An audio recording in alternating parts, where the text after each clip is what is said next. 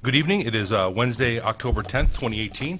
It is the monthly meeting of the Urbana Human Relations Commission. May we please have a roll call? Francis Rigberg Baker. Here. Carol Bradford. Here. Stacy Burnett. Here. Lisa Mosley. Here. Daniel Larson. Here. Peter Resnick. Here. Catalina Thomas. Here. Samuel Bindum. Here. Lolita Dumas. Brianna Donald. Here. Thank you.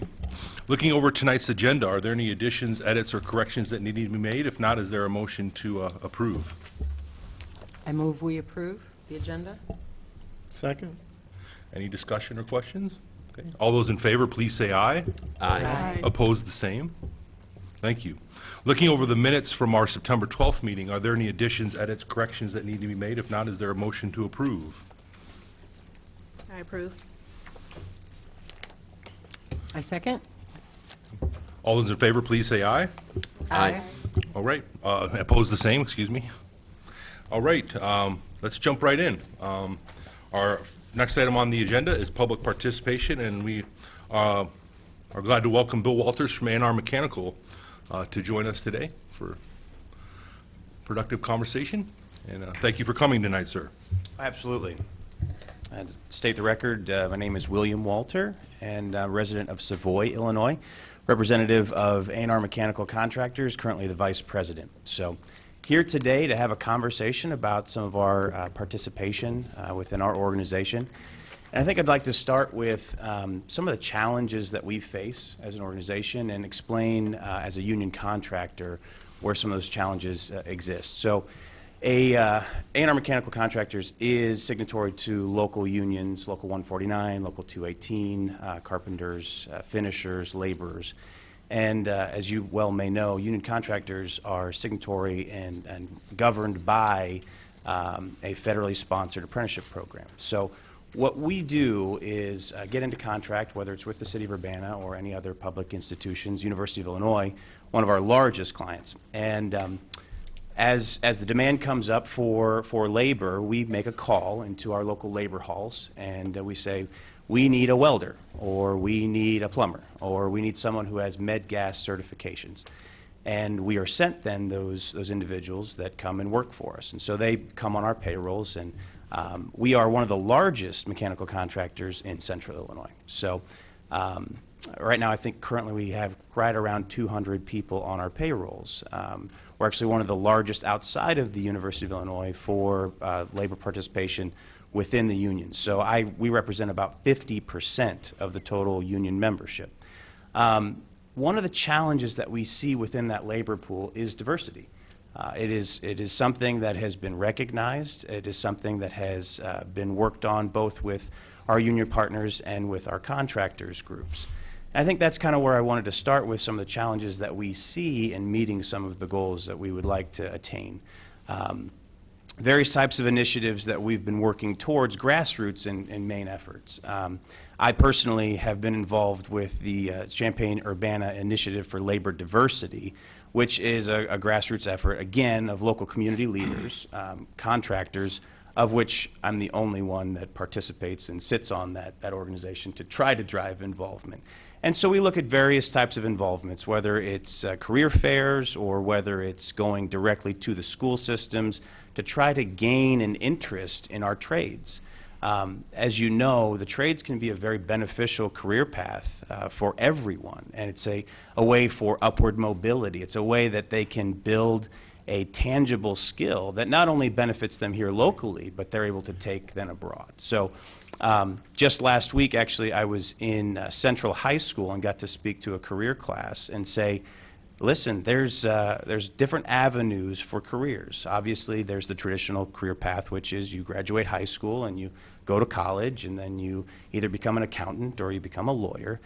There's the non-traditional approach, which is you can start earning money right away, start paying bills in a trade that actually has wonderful employment opportunities. So really trying to get that message out to those that I believe have not been approached in the past. And when we find going into the school systems, the trades are really not something that have been championed in the past. And we're trying to change that. And I want to say that the disadvantaged groups there have fallen behind. No one has really talked to them about those opportunities. So I want to be that champion. I have been that champion. I've been engaged and involved at that level to try to help grassroots participation in the future. As you can tell, it's somewhat like turning a big ship. It takes some time to do so, but nevertheless, we're continuing to try to make that progress. That said, we also are looking at two different types of groups within our organization. We have non-collective bargaining agreement employees, and then we have our collective bargaining agreement employees. The lion's share of those employees are going to be union contractors, union tradesmen. And again, I'm not here to say that, to criticize my union partners, but recognize that there's a problem and say, how do we meet that problem head on? So today I wanted to just have a conversation with you, talk about what we're doing in that process. Now, collective bargaining agreements aside, looking at the non-CBA type of involvement. So what we do, we make sure we put out and we solicit for various types of positions anytime we have an opening. But our turnover is very, very minimal when it comes to the non-collective bargaining agreement employees. We don't see much expansion there. However, when we do, we follow all of the necessary rules and guidelines to make sure we advertise appropriately. We go through the interview process, which is a blank process, and we're hopeful that we can see that diversity come within our organization. And we currently do have participation there on a female basis, African American and Hispanic level. So again, the challenges that we face, I'm here to discuss what more can we do to help encourage that participation. But at the same time, I also wanted to speak to the fact that A&R Mechanical is not just sitting idly by and hoping that these things happen. We're actually taking the efforts to try to make an impact. So with that, there's also the process of developing a pipeline. You know, pipelines for us, and no pun intended, I'm in piping business, so we like to reference that. That's the way of looking at creating those avenues that really put us in a position that we can be successful. I believe that it has to start within the primary education system. We have to start seeing that involvement, that engagement, that exposure. And it's a beautiful thing within our industry that there are many different types of opportunities for career advancement and involvement. Whether you start in the union or not, our business actually requires quite a bit of technology, and that's where I see that the potential for involvement. As the schools focus in on their technology development, that's a non-traditional way of being engaged in the construction industry. So there's another avenue I think that we could look at as investing in more of our efforts of showcasing the opportunities of our business. So not only going directly to the community, not only going directly to the labor force itself, trying to develop that, but looking at the various types of opportunities and innovative opportunities that create more job opportunities within our firm, respectively. Any questions? Yes, ma'am. I'd like to better understand the relationship that you have with these locals. Yes. You mentioned a collective bargaining agreement. Do you negotiate collective bargaining agreements with these locals? So independently, I do not. We are actually represented by the PHCC, which is the Plumbing, Heating, Cooling Contractors Association of East Central Illinois. So if you look at the aggregate of contractors within that group, I'm one of the largest, and so we carry a lot of weight. So trying to be that industry leader. But when it comes down to actually CBA negotiations, that is an association agreement then with the local unions. Okay, so there's a collective bargaining agreement between your company or some representative of your company and these locals. Correct. That you draw from. I noticed that in the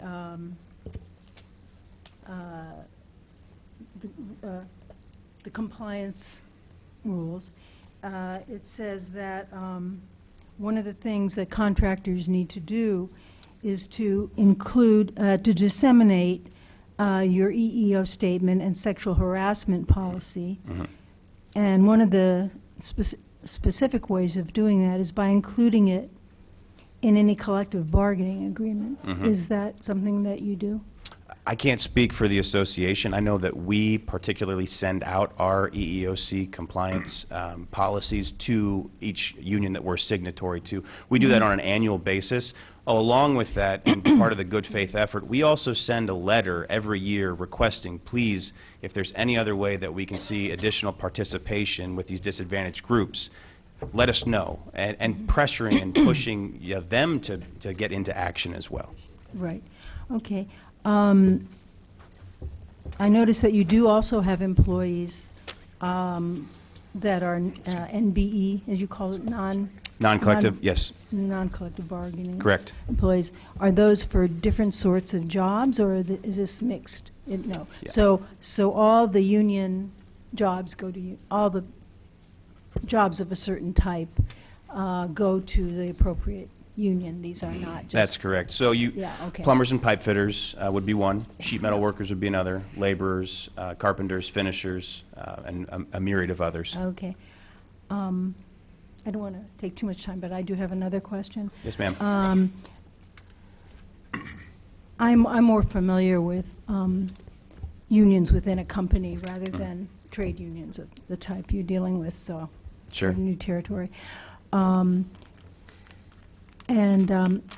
looking at your applicant tracking, it's overwhelmingly white males. Correct. Even the non-contract people. Correct. And so I was, excuse me, I was wondering how that fact might affect your the work environment, and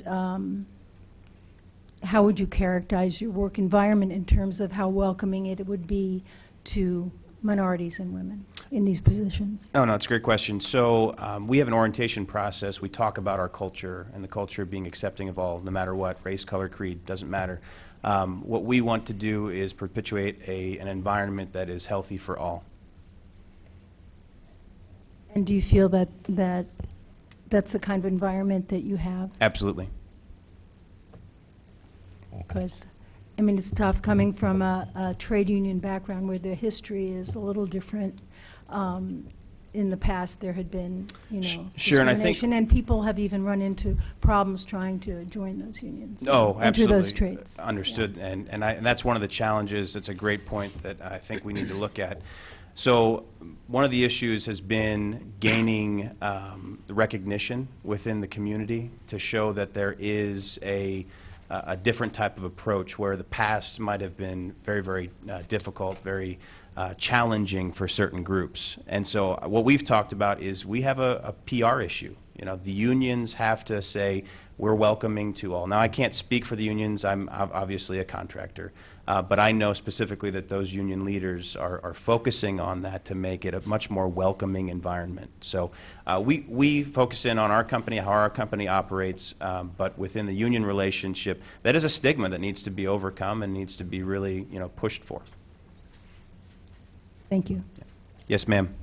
So a couple of things. Follow up to what Fran asked. I hear you, you're speaking quite a bit about what you would like to see and what you're pushing for. I guess for me, I would like a little bit more detail specifically Sure. of activities that have occurred. Excuse me. You included 7 letters to the different unions. There were 2 ads where at the end it said EOE, which I don't know if the public would know what that means. Right. I looked at your tracking. You had 4 quarters included for 2017. None of the applicants tracked were minorities. In the second quarter of 2018, you had 2 blacks and 1 Hispanic. Correct. So that's about 4% if you look at that entire period. So 3 out of 83 employees. So I'm just wondering, I guess for me, a little bit more specifically, what other activities, outreach have you done to reach minorities, specifically blacks and Hispanics? Sure. Especially black males. details, Sure. I guess. And I tried to, I guess, I apologize, was trying to explain maybe some of those efforts early on. So of the 83, I just want to be very clear that the percentage there is primarily union hires. There's nothing I can do about that because when I do ask for a tradesman, that comes directly from the union labor pool. Nothing I can do about that. So I guess, But I will answer your question specifically, even though I don't have the ability to bring union tradesmen in because of the apprenticeship process. And if I can explain that, maybe that would help, maybe shed some light. that would help because we often hear people say they don't have any way to get the unions to do what they should be doing. Sure. And I'm confused as to why that is. Yeah. And maybe it's because I don't understand how it works. But if you're getting your labor from the unions, I don't understand how you have no influence over.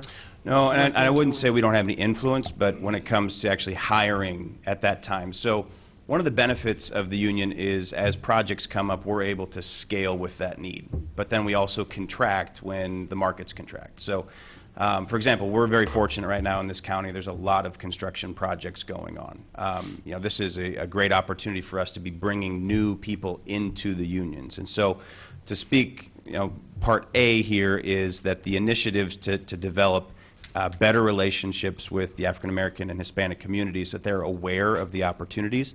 They still have to follow an application process, which is a federally sponsored apprenticeship program. So that is governed by the National Labor Relations Board. So the NLRB actually sets up those types of guidelines and governance structure. And I will say something in the past here that is concerning, but also something that's very factual. So in the past, there was an attempt to try to engage and bring more minorities into the unions. There were separate lists that were looked at. There was a lawsuit filed against the local union based off of discriminatory practices, which then removed our ability then to have separate lists in that application process. So just want to be very, very clear about that past efforts to make sure that it was a faster track to get people within the unions of diverse backgrounds was there, but then lawsuits, came against the unions. Not against us as a contractor, but the unions. So the apprenticeship program is a 5-year program, and what that looks like is on an average, and I don't want to quote specific numbers, but I want you guys to get the sense of it. Every class, it's determined by the unions, the frequency based off of future demand on labor, what's going to be needed for the marketplace. Because the worst thing that could happen is somebody gets into a union and they sit on the bench, is what we call it, or basically unemployed, but you're staying home. So we provide some benefit to them, but not even close to the benefits of unemployment. So there's really not an incentive for them to join a union when they could be getting other benefits. So there's a fact that I want to make sure is very clear. Second thing is, in that applicant pool, so it might be every 2 years that we take an apprenticeship class. And when I say we, again, the unions, take an apprenticeship class. And so with that, you have 200 applications. Of those 200 applications, the union, predominantly the union that we work with, which is the Plumbers and Pipe Fitters, Local 149, takes about 8. So if you just look at the percentages there alone, of 200 applicants, which is a blank application practice, which is based off of aptitude tests, various types of mathematical scoring, and so on and so forth, that leads into a percentage of, what is that, 5%, less than 5%? My math right there?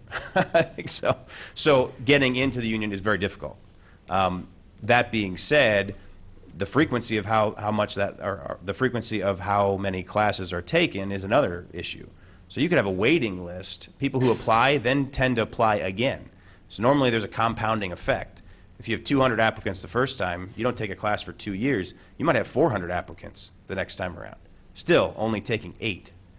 So that being said, the goal there, and when I said the specific types of initiatives that I'm working on to try to get people engaged and interested, specifically African American community and Hispanics, is going directly to the school systems and saying to juniors and seniors, there's a great opportunity here for you to join a labor force to be making great money right out of school rather than necessarily racking up school debt.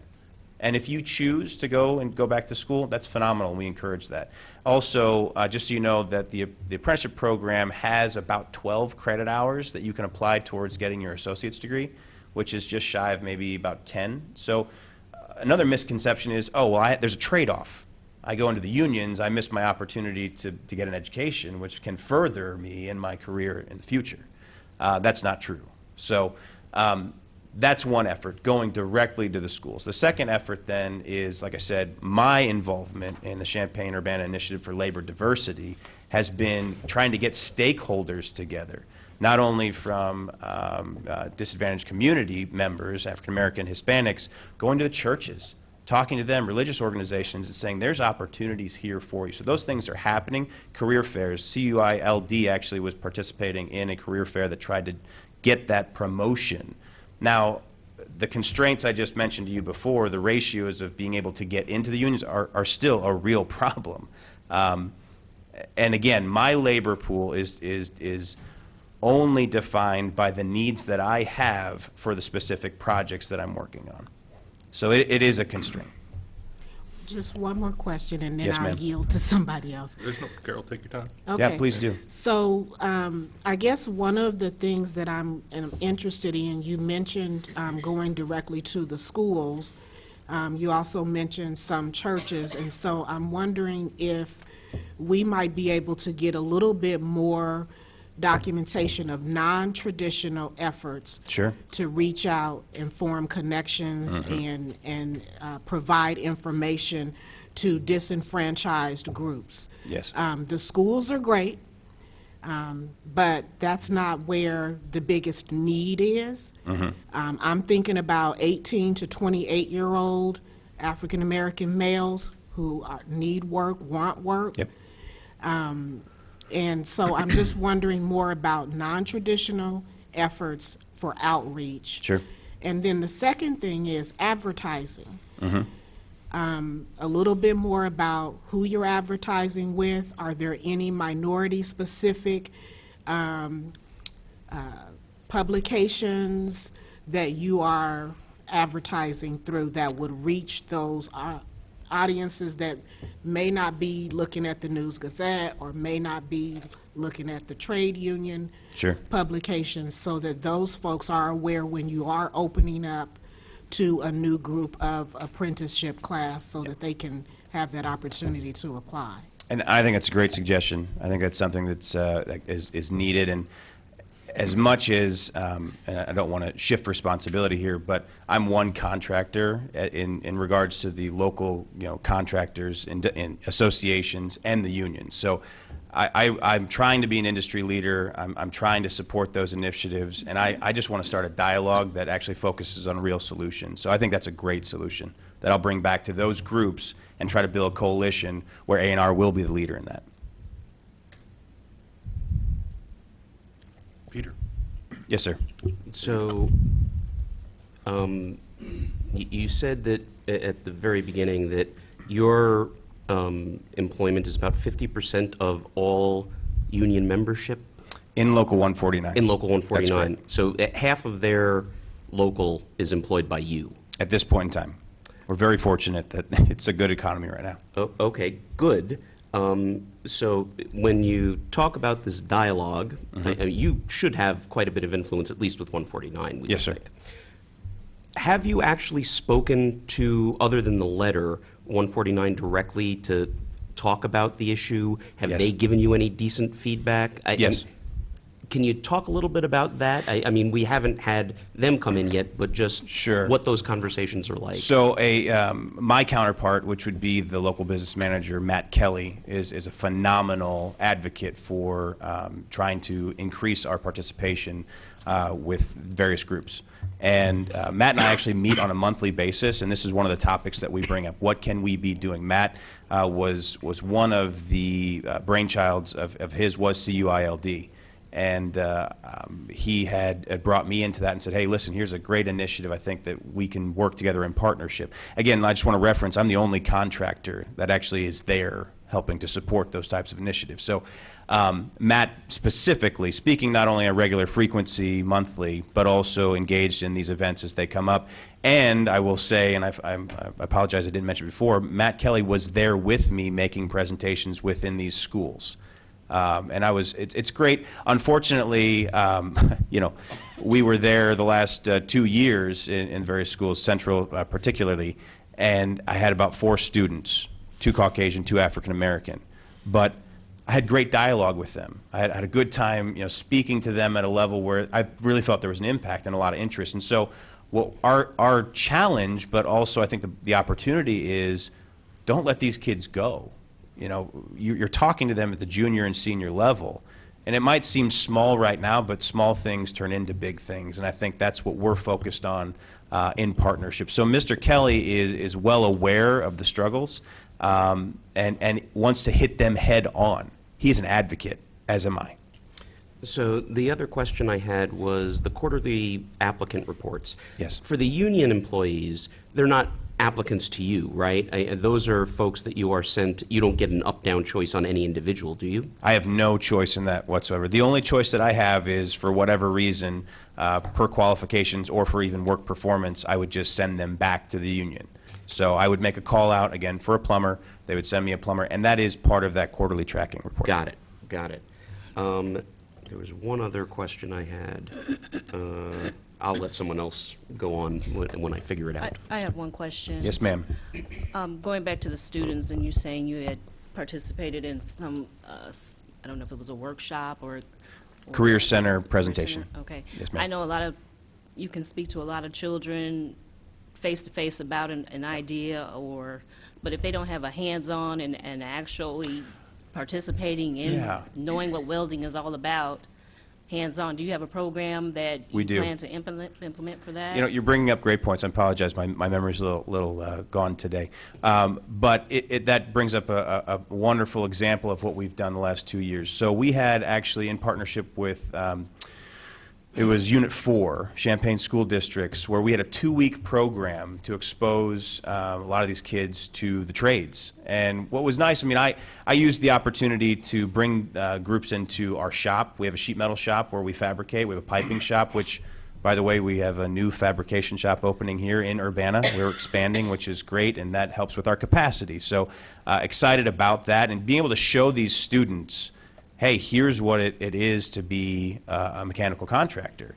These kids, a lot of them have no idea. And I will say what was awesome about that experience, 90% were African American in that group. And I think the total group was 20-ish or so for the last 2 years. And they got to actually do some hands-on projects. They were able to build a couple sheds, which I know doesn't sound like much, but when school systems have phased out the shop classes, when we've gotten away from the trade school type of approach, it's really a foreign concept to them, and they don't know about that. And that's that awareness piece that I think is so pivotal for the future success. So, yes, I hope that shows and demonstrates, you know, part of that, the initiatives of exposing them not only in word and presentation, but hands-on application.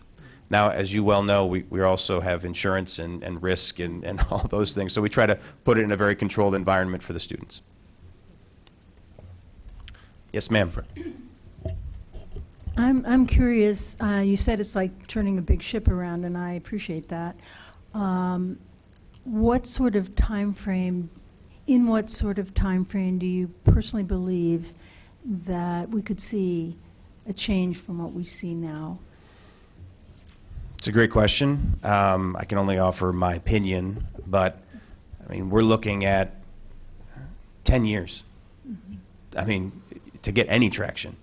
I mean, this is really starting to build some momentum, which I'm excited about, but it takes a long time for that to be ingrained. And Ms. Bradford just mentioned, you know, how do we better engage the community? And that's where, again, seeking that dialogue, any type of resources, any type of avenues, whether it's periodicals or where we can engage in a more efficient manner, I'd be all ears for. I have one quick question. You mentioned a lawsuit, or more than one, that was brought against the union. Yes. Who brought those lawsuits? I I don't know how much I can mean, I don't need their disclose. names. Yeah. No, yeah. So, believe it or not, this was when the lists were split, and there was an African American who brought suit against the union because another African American was ahead of him, which got into the apprenticeship class, which then actually blew up the whole split system. And I don't know the details more than that, so I apologize. All I know is that it caused us. Individuals. Yes. Yeah. Carol? Sorry, I have a big interest in this because I work in a program where there are young African-American males who want to work, Yep. and there seem to be a lot of barriers to them becoming union whatever, so that they can get these opportunities for these jobs. Sure. So I'm wondering what types of hands-on, or is there a hands-on person to walk people through the whole application process and the step-by-step so that there's more of a completion rate when minorities, they get the information and they hear all this wonderful stuff, and then it's kind of like, here's the information, and people walk away. Sure. When you're dealing with folks that have been in disadvantaged situations, don't have the information or resources that other folks may have access to, sometimes it needs to be a little bit more hands-on. Absolutely. So I just want to put that out there. There are so many different things that you can do to show good faith effort, and I think we're beyond the point of letters and saying that we're advocates. Sure. It has to move into more action, and so And I guess I would just ask, I mean, the types of initiatives that I'm currently involved with and engaged with, that's not just lip service. That's actually me participating. So, you know, that I hope shows is beyond the intent. It's actually the action. But one of the things I wanted to speak to, so CUILD actually does a great job at that. They packaged a booklet that, whether people have access to internet or not, I mean, we don't want that to constrain anyone. So some of these career fairs, these labor outreach opportunities, CUILD put a booklet together that showed not just the plumbers and pipe fitters, and I don't want to speak just to them, but the laborers, the electricians, the finishers, the glaziers, you know, all of those trades, showing them the process, right, in that booklet form. But here's what I think the key was.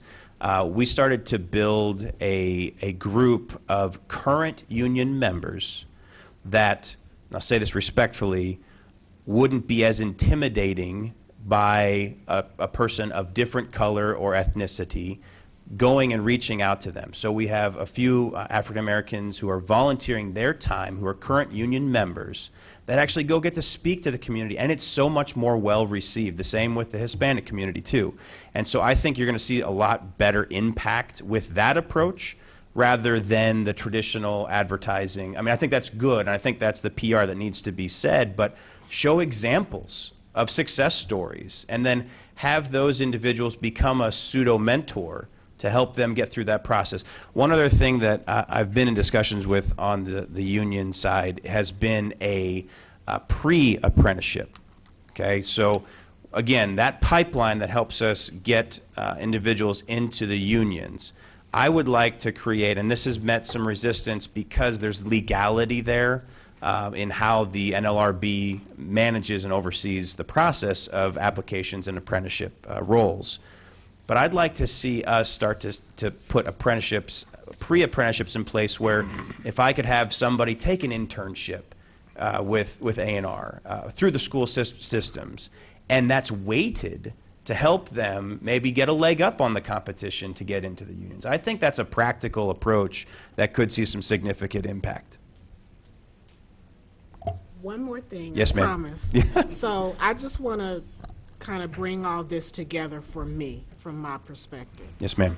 What I see is you have an information barrier. So a lot of times minorities are the last ones to know, or we find out about things at the last minute or after the fact. Sure. So access to that information to know when things are happening, where, all of that type of information.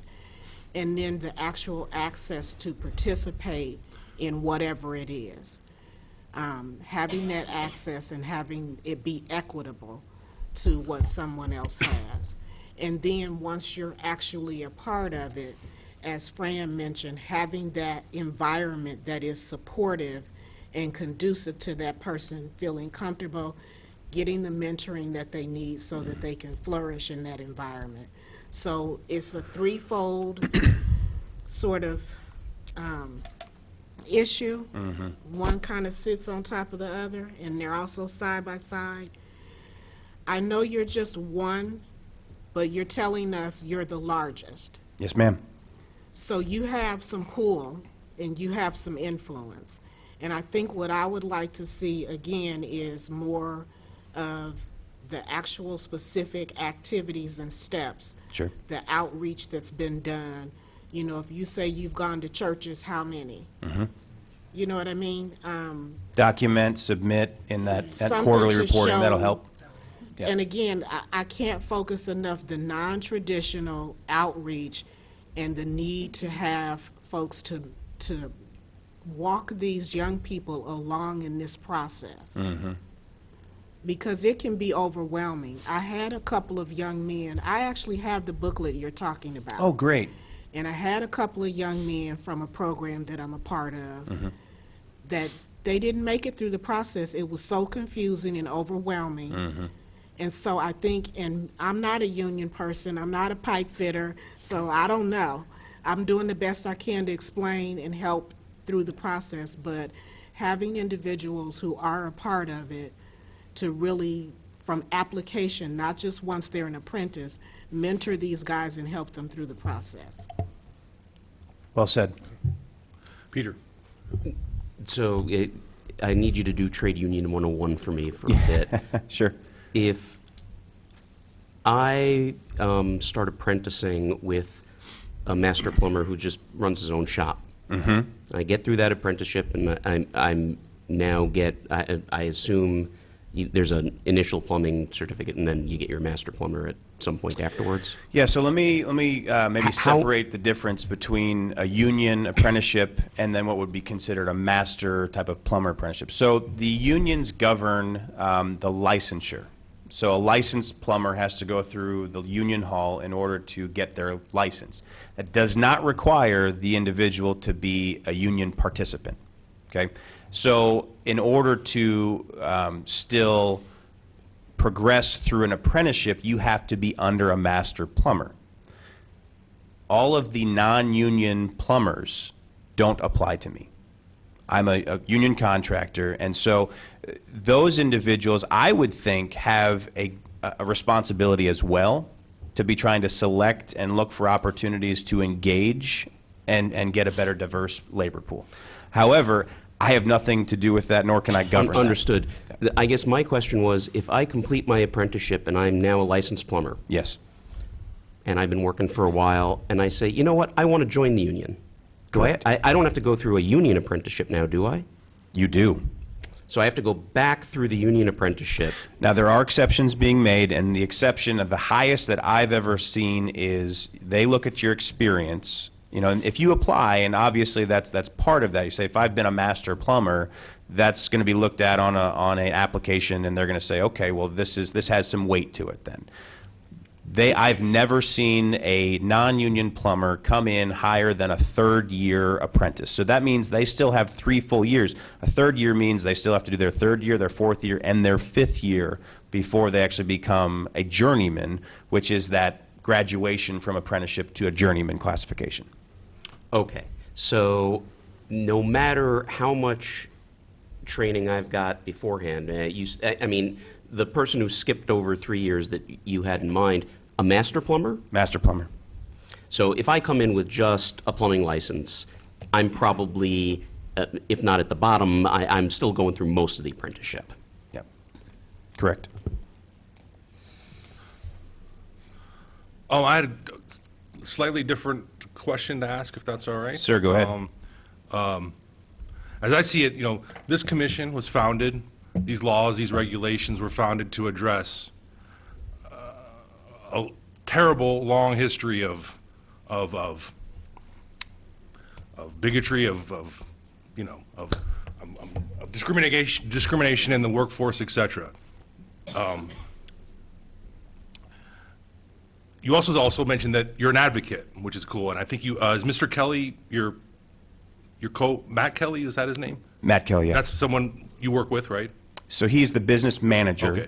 You mentioned you guys were both advocates. Yes. And I don't mean this in a defensive way. I mean, why? Tell us what's driving that from your company's perspective or your personal perspective. Cultural shift. I mean, I grew up in a different time and age where I see that there needs to be advancement, and it's not advancing at the speed that I would like. So the only thing I know to do is to get into action. And I'm fortunate enough that I have a position in a company where I can actually enact that change. When it comes down to it, to follow the laws and the regulations, that's the bare minimum. And I would say, and I would just like to differentiate myself from my competition, I believe a lot of my competition is doing the bare minimum. And one of the reasons I'm here today is to implore to you that I'm going above and beyond, and yet here I sit, and that is a little frustrating. However, that being said, that doesn't change my level of advocacy to see opportunities given to people that have not had that opportunity in the past. I'm a strong believer that this trade can change the trajectory of people's lives. That's what I'm passionate about. Thank you. Fran? I'd just like to say that, at least personally, I'd like to commend you for not giving up on the labor movement in this country and its possibility to give what it has to offer to everyone. Thank you. Cecilia, Ms.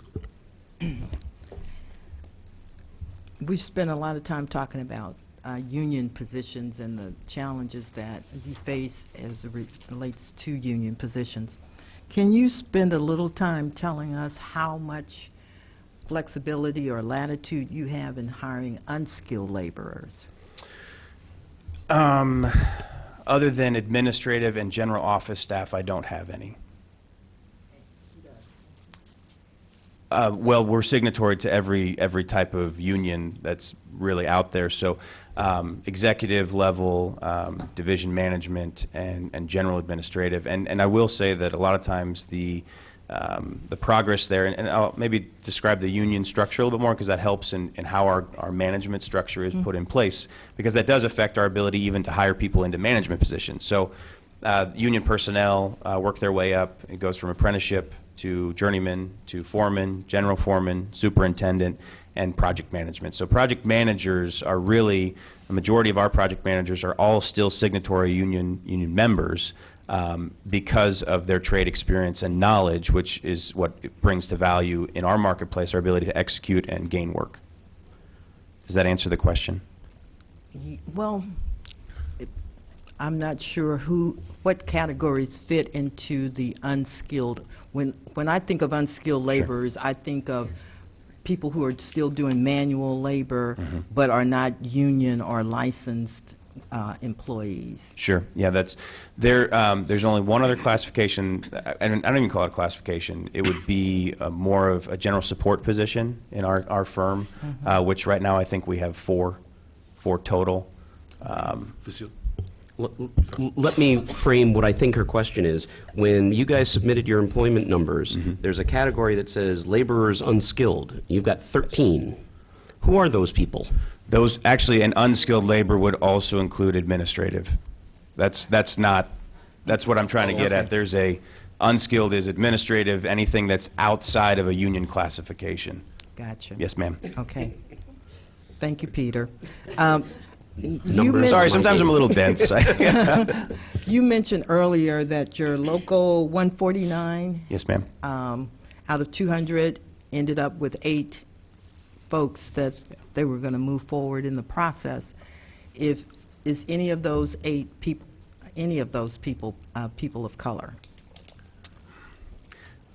I don't know. I mean, to be honest with you, the union application process, I haven't seen any type of metrics there. I think that's a creative solution, though, to start to track, what is the impact of our efforts, right? In our business, what we always try to do is say, here's a goal, but goals really don't mean anything until you actually start to see, what the metrics are. So, great, here's our goal, but we're striking out at 0%. Unfortunately, I can't speak to what that is with the unions, what they've hired in the last class. I believe the last class got brought on board actually last year, so I apologize, my memory is not that good. Okay. Could you get that But information to us? Yes, I can get that from the union. Yes, I can. Okay. I will tell you, though, a success story that I was very proud of. We had an African-American gentleman who came in as one of those unskilled individuals. And this has happened multiple times. Had an Hispanic, African-American in the last couple of years, and worked really hard for us just in those general duties, whether it was administrative, whether it was warehousing. And again, it's a small number, 13 total when it comes to administrative, warehouse, and the like. They progressed to such a level that they said, "Do you think I have a shot to get in the union?" And I said, "I'm going to write you a letter of recommendation telling the union that this is a person that they should hire." And I'm going to tell you today that there are two people that probably would not have gotten into the unions if had it not been for their involvement with A&R Mechanical and no chip on my shoulder, but my recommendations. I'm so glad to hear that. Yes, ma'am. And I'd like to echo Fran's comments in terms of appreciating your efforts and to ask you if you would consider maybe if our HRC commission wanted to put together and form a task force to look at this, would you be interested in serving? Absolutely. Okay. Lisa, did you have I'm sorry. No, I think it was explained. Thanks. Yes, sir. Sorry, Samuel, I didn't mean to. Bruce. Good evening. Good evening. Thanks. So I'm just wanting to clarify, I've just been taking notes and wanting to make sure it is that I keep everything straight. One of the things that I'm just wanting to clarify is what you're saying is for A&R Mechanical, 95% of anyone who's hired, whether that's skilled labor or unskilled labor, is a union signatory to some degree. Correct. And that there is little, if no, flexibility in terms of who might be selected or who might be selected in terms of hiring. Other than our influence on trying to recommend, and like I mentioned before, success stories in applications. Okay. And so that's whether it's, and I'm just looking at the list of, the contractor vendor workforce, whether it's office managers, clerical, you say you may or may not, or is clericals the only folks who it is that you might have some? Clerical administrative, that's correct. Clerical administrative. And then general support, which would be, just, for example, the gentleman that we were able to help and make a recommendation to get into the unions, he was one of our warehouse personnel. All right. And so often, I'm guessing the determination on how many people it is that you hire for those positions are often business necessity, meaning like we need more people because we have additional business, so that determines how many people you might hire. That's correct. Okay. So in understanding that there might be 200 applications, and from what I understand, you have about 50% of current 149 that you might represent. Mm-hmm. When those applications come in, is there any process that you might participate in or allowed to or ask in terms of the application process? No. All right. And can I explain why? Yeah. So again, as we unfold the onion here, there's a separate entity called the Joint Apprenticeship Commission. That again is governed by the NLRB. Joint Apprenticeship Commission is actually separate from the union itself, but the JAC provides then those applicants that are then ultimately accepted into the apprenticeship program. I have no control over that, and it's actually a representation of 3 contractors and 3 labor representatives. Okay. I guess my question would be more in line with, for those who aren't necessarily selected for the application process, meaning their application isn't selected for them to become an apprentice. Yes. Is there in any way an ability to, gather that information so it is that if we have several candidates of color that may have applied, Yes. right, and they didn't get accepted through the application process, then is there the possibility of A&R saying, hey, these might be, worthwhile candidates to, I know you talked about the 2-week program that you had with Unit 4 or some of the other initiatives that you've done, but this might be a readily accessible pool. And since it is that they may have submitted an application already. Let me make a comment, and then I'll answer your question. First, the East Central Illinois Building Trades Council, which is a representation of all of the unions, not just plumbers, pipe fitters, that was actually the program that they put on, which we helped to spearhead.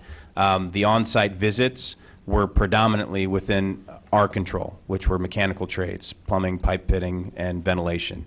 So of the majority of the unions, we're probably, 20%. Of that, I did the majority of that type of I provided the opportunity for those students to actually learn hands-on. So that's the East Central Building Trades Council, so I don't want to, discount that they were involved in that. And I think that's also another great organization that can help in the process, because that's a collective effort, there across the board. To answer your applicants, though, that is a JAC type of process. That being said, if I don't actually sit on the JAC committee, I legally cannot review the applications. Okay. Other questions or comments or?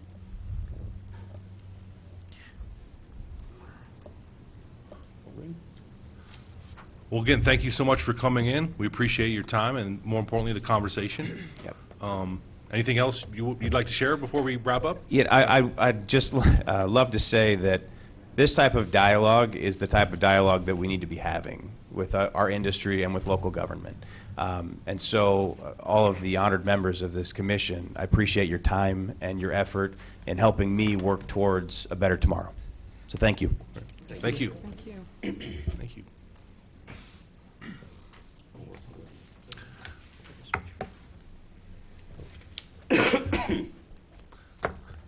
Good evening. We're going to continue with public participation. Could you please just introduce yourself? We've My met name before, is but just for Patrick. for the viewing audience, please. Sorry. Is it green? Okay. My name is Patrick Thompson. I'm the president and owner of VIA Inc. We are a construction company here in Champaign-Urbana. We are certified as an MBE firm. So I guess we haven't got to this point tonight, right?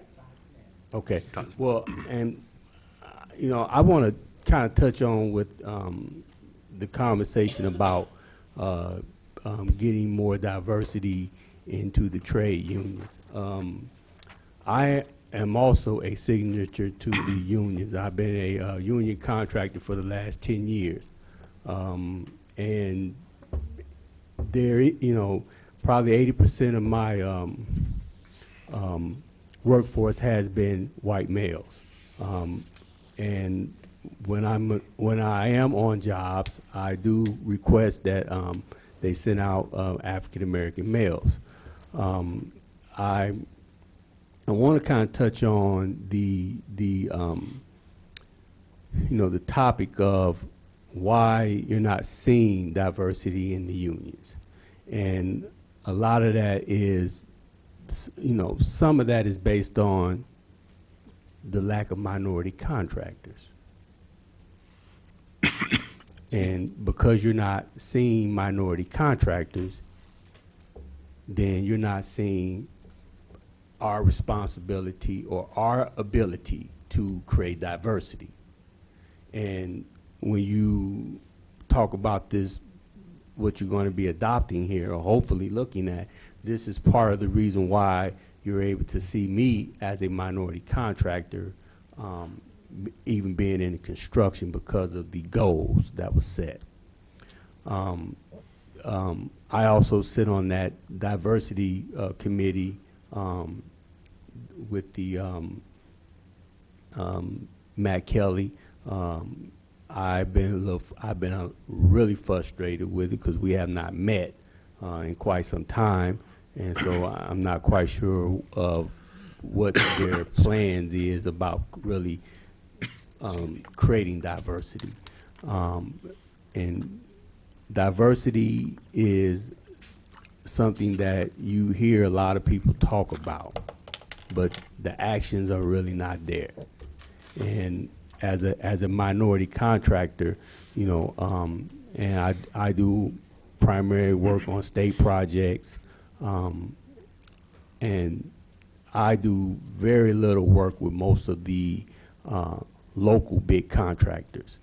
They, some I do work with, some I have a pretty good relationship with, but some I do not do any work with. And that's because of the climate of the bidding process, of being awarded projects. Most of the larger firms either are meeting those goals by either supplies or female contractors, white female contractors. And that is something that has been probably talked about a lot. The data shows it, the percentage shows it, and it's, you know, it's really troublesome to me as a minority firm that's out here trying to say, okay, well, you know, we can do the work, or give us an opportunity. And that always leads me back to the responsibility of the government and local government. If you guys want to see diversity, then you guys have to dictate how that looks and how you want that to look. You cannot expect a general contractor to create diversity when they're not in the business for that. They're in the business to grow their business, and that's like you going to Walmart and telling Walmart, I want you to stop selling food so I can start selling this, that, and they're going to look at you crazy. You know, it's like, if you don't get out of here, we're going to, you know, because we're trying to add some more items, you know, because they're trying to run a business, and that's their whole focus, is to run a business. And I am been involved in diversity for a long, long time. I come from the education side and got into construction 10 years ago. I had to go back and take additional courses just to get that some technical experience in construction. When I first started, I worked right along with the guy. They were telling me what to do, and I was cutting their paychecks. So it's a process. It's a learning process, and in order for someone to learn something, they have to be on the job to learn it. They have to be exposed to it, and if they're not exposed to it, then there's no way they're going to be able to learn it. And I know it. Those general contractors, they know this as well. You know, that these individuals have to be exposed to construction and exposed to it at where they can process it. And I've talked to many, I've had many people work for me, and I always hear the same. It took me 3 years to learn this. And these are guys that's been in the trades for 20 years. It took me 3-4 years of learning this. It took a lot, and that's what it takes. And diversity is, I challenge any of the individuals that say, hey, I want to create diversity to really participate in diversity. How are you reaching out to minority contractors? How are you reaching out to the community? What are you doing to reach out to the community? Are you bringing back some of your retirees that are African Americans that could be involved in that process of saying, hey, bringing them on or bringing them back to be involved in that process of, they retired from the trades. I know plenty of them that have retired, and they could reach back out to some of them and say, hey, we'd like to bring you on. We'd like to, maybe help, have you help some of those young African Americans and have them understand the process and what to expect, and you may go through 2 or 3 of them in order to get to one that's willing, but that's, doesn't say you should not try, so, sometimes it's disappointing when you hear certain things, but you don't let that stop from creating diversity. But the municipalities, the state agencies, the government, you have the responsibility of creating programs to increase diversity, and you cannot expect an individual or a company to compete with a company that's been around for 50 years. That's generational wealth that's been passed down and passed down. So I say that at the end. I'm open to any questions you may have. I have a question. You shared that you were able to request African Americans from the union. Did they send them? Did that work? If they, if they have them, because if they're minorities and they're very good workers, then a lot of times the large general contractors have them on the payroll. And I'll say this, because the state requires that employee utilization, so a lot of times there's a requirement that they have diversity, females, African Americans, on those jobs. So if they're very good workers, then and they're hard workers, they will be working for one of the larger firms. So, Okay.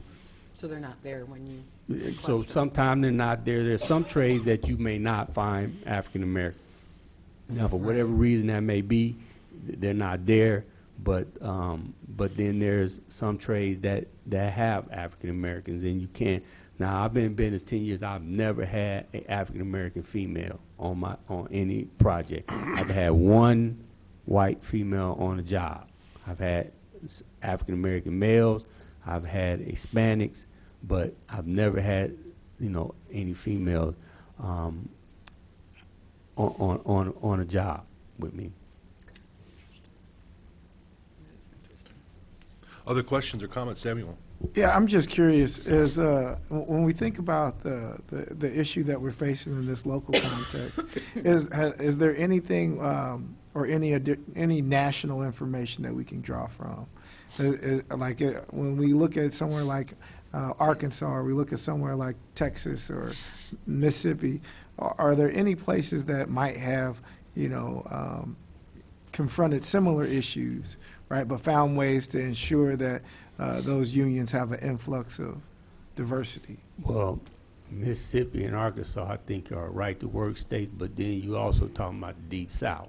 So you're talking about, All right. when you go down through there, that's, it's a lot different down there.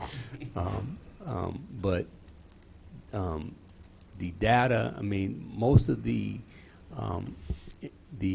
data and the information on how we are doing as, to create diversity, I believe the state probably would, track that, because they release state annual reports and those things. I don't know if you guys, do that kind of study, but I'm assuming as a human resource, you're looking at, how many, companies are really employing African Americans or females, or, whatever the case may be.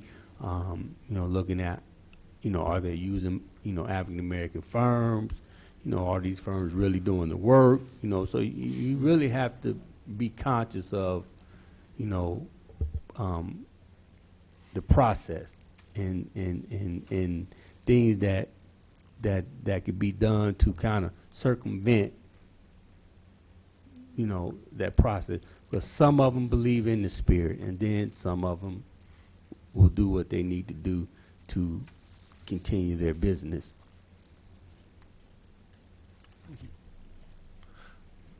Again, thank you so much for coming down. Appreciate it.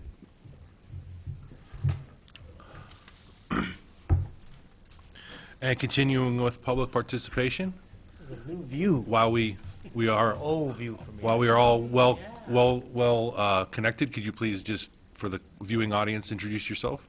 Absolutely. I'm Aaron Ammons. Thank you, Aaron. I live at 1108 North Busey. So, first of all, it's good to be back in front of you all again, and very thorough, very sharp team of folks here. Great questions. The first thing I would say is that I do think there's been a change in spirit from the leadership of some of the local unions in the trades, because I know firsthand the spirit and disposition of some who were there prior. So I just want to be fair and say that I A do think- positive change, sorry? Yeah, it's Okay. a positive change. Overall. Yeah, it's a positive change.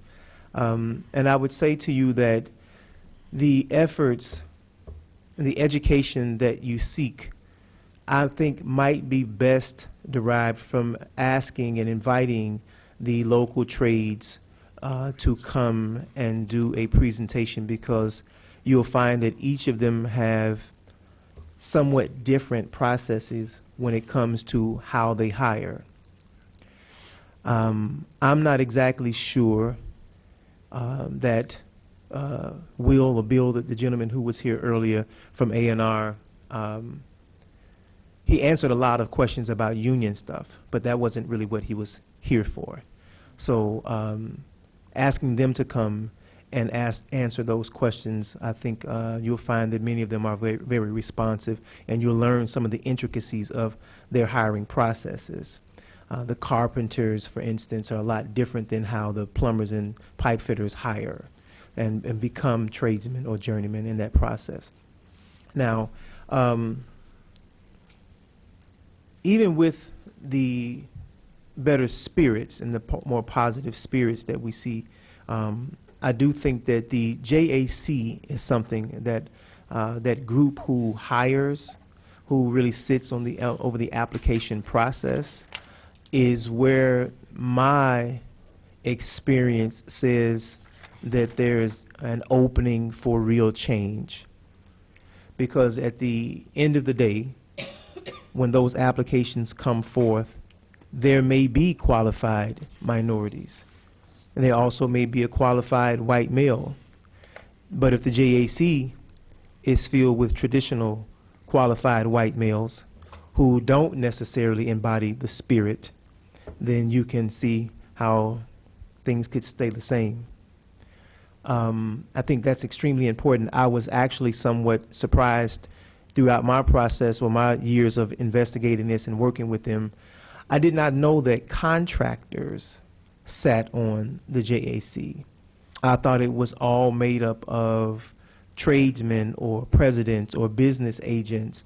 I'm a little confused as to why contractors would sit on the JAC, because contractors should not be hiring union members. I don't know exactly how that works, so I'd be curious as to investigate that, and I don't know if there are legislative changes that are needed in relationship to that or not, but I'll talk to some people about that. Because one of the things that we should be, as Daniel, you touched on this, there's a history and there's a reason why this body exists, and the culture that, Fran, you spoke about that is created is not talked about enough, because that culture of predominantly white males who have a very traditionalist view doesn't just make it difficult for the employee who may be female or African American or Hispanic. It also makes it very difficult for the people like Matt and for Bill who are trying to create change. That pushback that a new employee or that tension that a new employee might feel on the job is also felt by someone who has the right spirit and who wants to push it forward, because there's a culture and there's an environment of status quo that creates opportunities for nephews, uncles, brothers, that many don't want to change. So that's important to really drive home what that culture creates and what that looks like. Now, from a standpoint of advocacy, because I know Matt, I've spent a lot of time with Matt. I think Matt is really trying to do well. A little bit less time with William. But in order to be, and I would say this to Matt if he was sitting next to me, there's a difference between being good, great, and phenomenal. A phenomenal advocate would result, the change would be evident from a phenomenal advocate.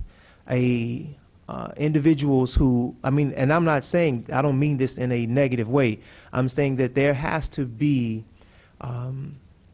a spirit about the individual who wants to spearhead the change, that they're not worried about what people are going to say about them, and they're going to push through the pushback, and they're going to get to the results that that they aim to get to.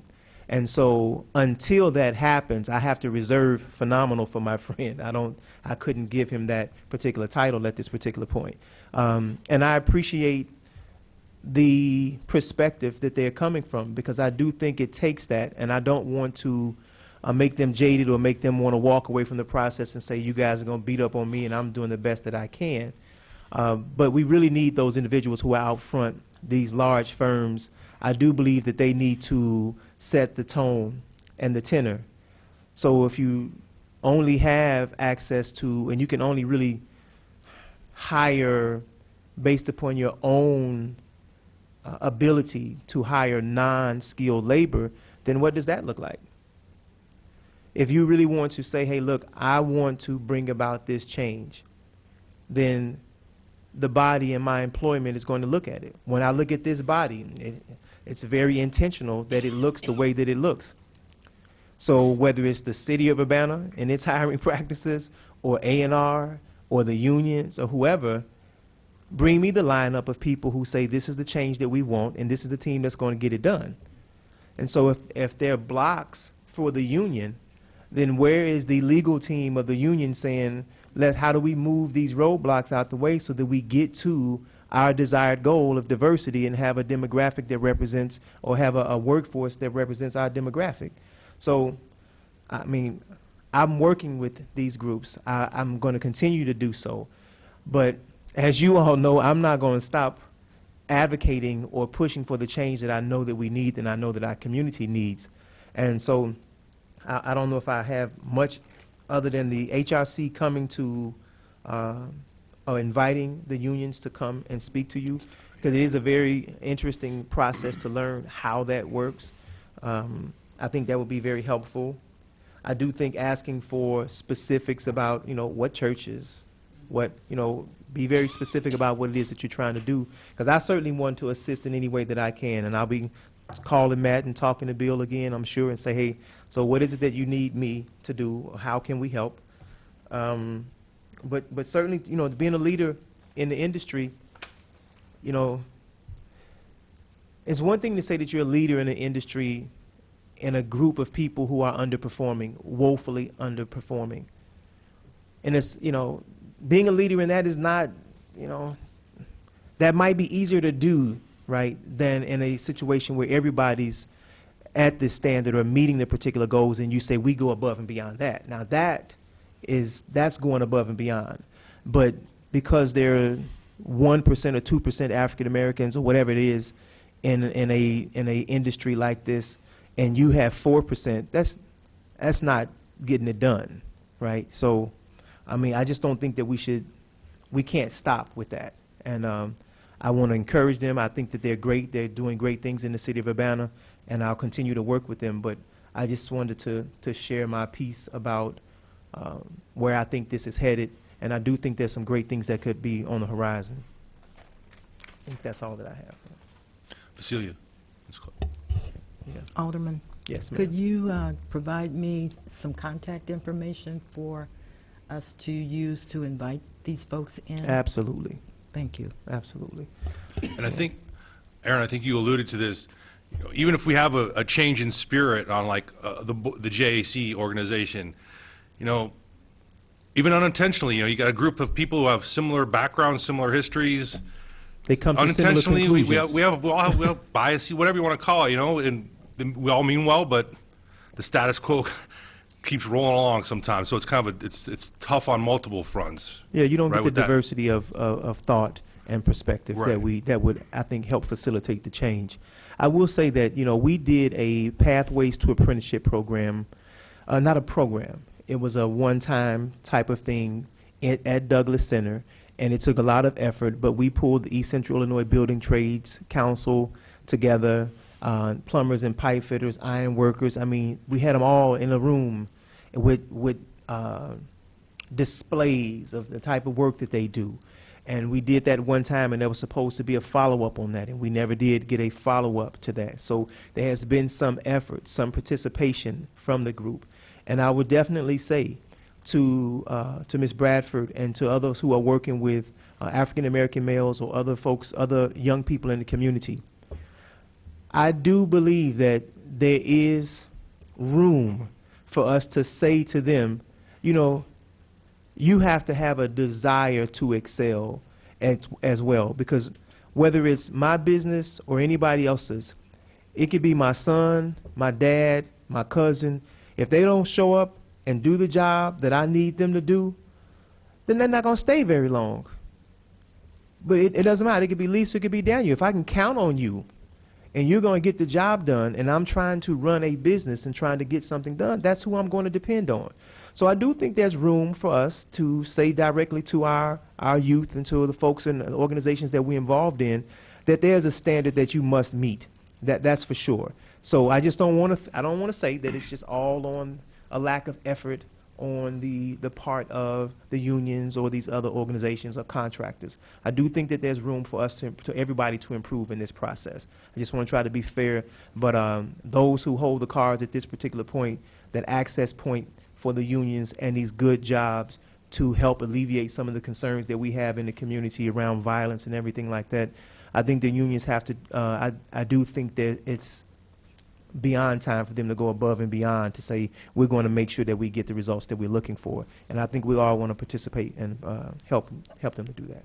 So, Only because they were here tonight, was A&R involved in the workshop you mentioned at Douglas Center? Not that, just curious. you know, that workshop was... or who was involved, I should It was pitched to the trade unions in particular. Okay. And so A&R is somewhat new on my radar after, you know, being on the council. I've seen them come and present about some of the work that they're doing. But it was educational for me to learn that 50% of Local 149 works there. I didn't know that, yeah. I do think that that's a tremendous amount of leverage and input. And, you know, you just can't, you got to have it one way or the other. Either you're going to be a leader in the industry or you're going to be a follower in the industry. And leaders are going to blaze paths, right? And so if you tell me that that's what you're doing, then you can't be surprised when I look to you to be that leader, right? Or to hold you accountable to that leadership that you've accepted or you've actually spoken to existence on your own. So I do think that that's fair to ask them to do that as one of the larger employers. And I also think it's fair to look at some of these others and say, okay, just because you're not the largest doesn't mean that you get a pass either. Where are your numbers and what are you doing in relationship to this initiative that we have or these goals that we have as a city? So, any other questions? Other questions or comments for Aaron? Thank you all again. Thank you for coming in. Great. Okay, thank you all. We are going to move on to our old business, and we are going to welcome Mr. Rent, our old friend and current friend, and yes. Yeah, I was going to comment on the whole old business. You I think when most of you first met me, my hair was white and I actually had some at the time. Or my hair was black and I had some at the time. So I think the first question I have for you is anyone in need of a break? Because we've been meeting for about an hour and 15 minutes now, and I just want to make sure before we get into this is a bit involved. Anyone need water or restroom break? Or if you do, please don't, let us Excellent. know. But So what I'm going to try to do, sort of in light of the time and how long it's taken us to get to this point, I'm not actually going to do the entire presentation I have for you today, and what we'll do is we'll forward you an electronic copy a little later this week that's a little polished up from today. But I do want to take some time to go over some of the information because within the context, the larger context of the conversation that we're having, I think this is a very important component to where the city is trying to go in terms of the council priorities, and I think where the community is wanting to go, and I think where you're wanting to go. Right now, and I'll fast forward this just a little bit. So in terms of the presentation objectives, I want to review our existing compliance program, just the basics, provide an overview of the proposed ordinance revisions concerning minority and women, or women-owned business enterprises and promoting their participation in city contracting and procurement, and then do an overview of the proposed administrative rules for that program, and finally discuss next steps for moving the evaluation of the program forward. If at any point anyone has any questions, please stop me and interrupt me. So I think this is the crux, or the operative language that we have in the Urbana City Code that really deals with everything that you've been talking about today. It's section 2-119, and it says that the city shall not contract with any contractor, purchase goods or services from any vendor, or maintain any financial relations with any financial institution which does not first submit to the City Commission on Human Relations, that's you, a written commitment through an affirmative action program to remove the present effects of past discrimination and to guarantee and affirmatively provide equal opportunity. The way that this has taken effect so far is that the Commission engages what I refer to as workforce utilization, right? You take a look at the composition of the workforce of the contractors and vendors that are, and they have to be doing business with the city. I think for contractors, it's over $25,000. For vendors, it's over $30,000. But once they meet that threshold, you're taking a look at their workforce composition, and you're doing exactly what you just did with ANR, right? You're putting them through the paces. You're really asking whether or not they are either achieving generally speaking, some type of work availability goal. I think back when I was here, it was about 14.7% for general availability of minorities.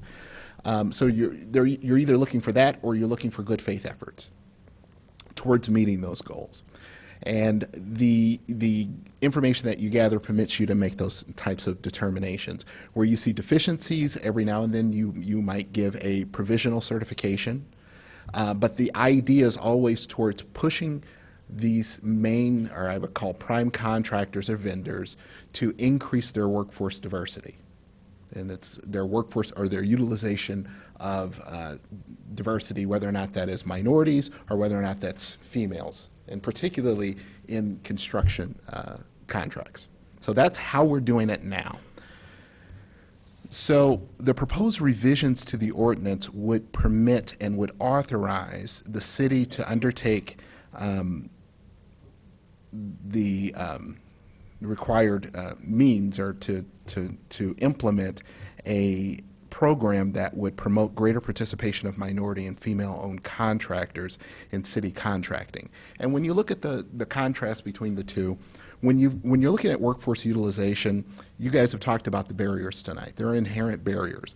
You've got trade union availability in terms of dealing with actually diversifying the workforce, but also you have, and I hate to say it, but a minimum long-term or minimal long-term economic impact, because you're affecting individuals as they're being employed, right? And even in some of the data that we saw years ago, we saw that larger employers who are subject to state and federal affirmative action regulations tended to do much better in terms of their workforce diversification. But our mid-size employers and our small employers, many of which constitute our construction contractors, they struggled with that. They struggled with diversification of their workforce.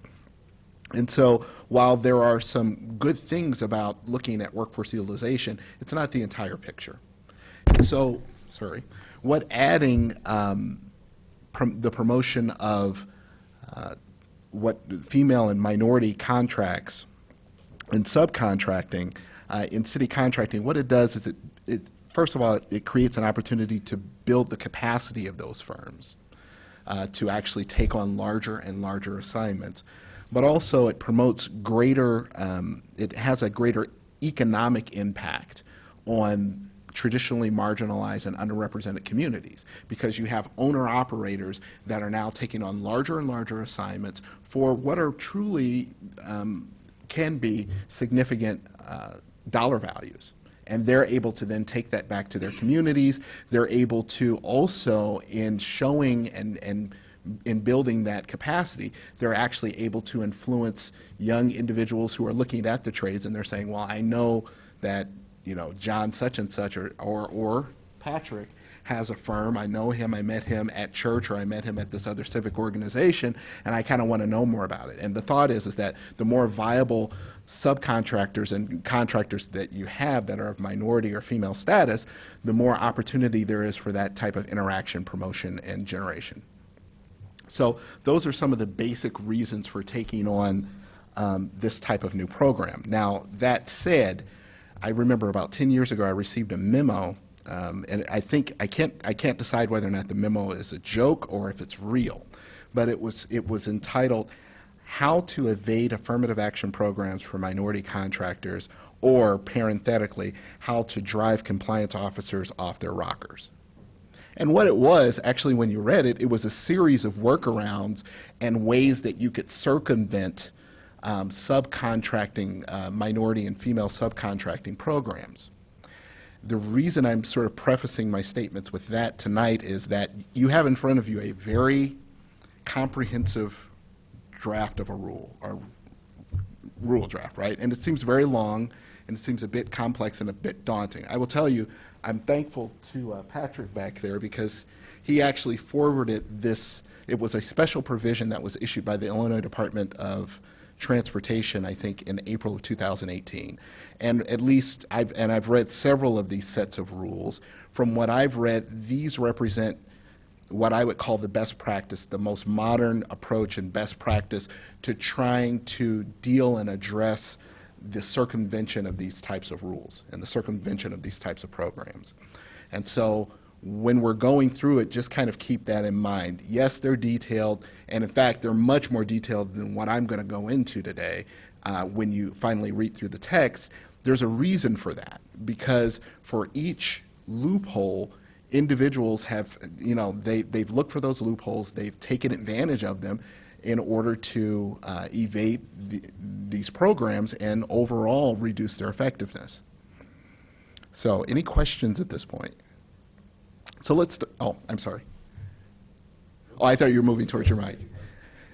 So let's talk about the ordinance revisions. We talked about this several months ago. I just kind of want to go over it again. So the ordinance revisions are pretty straightforward.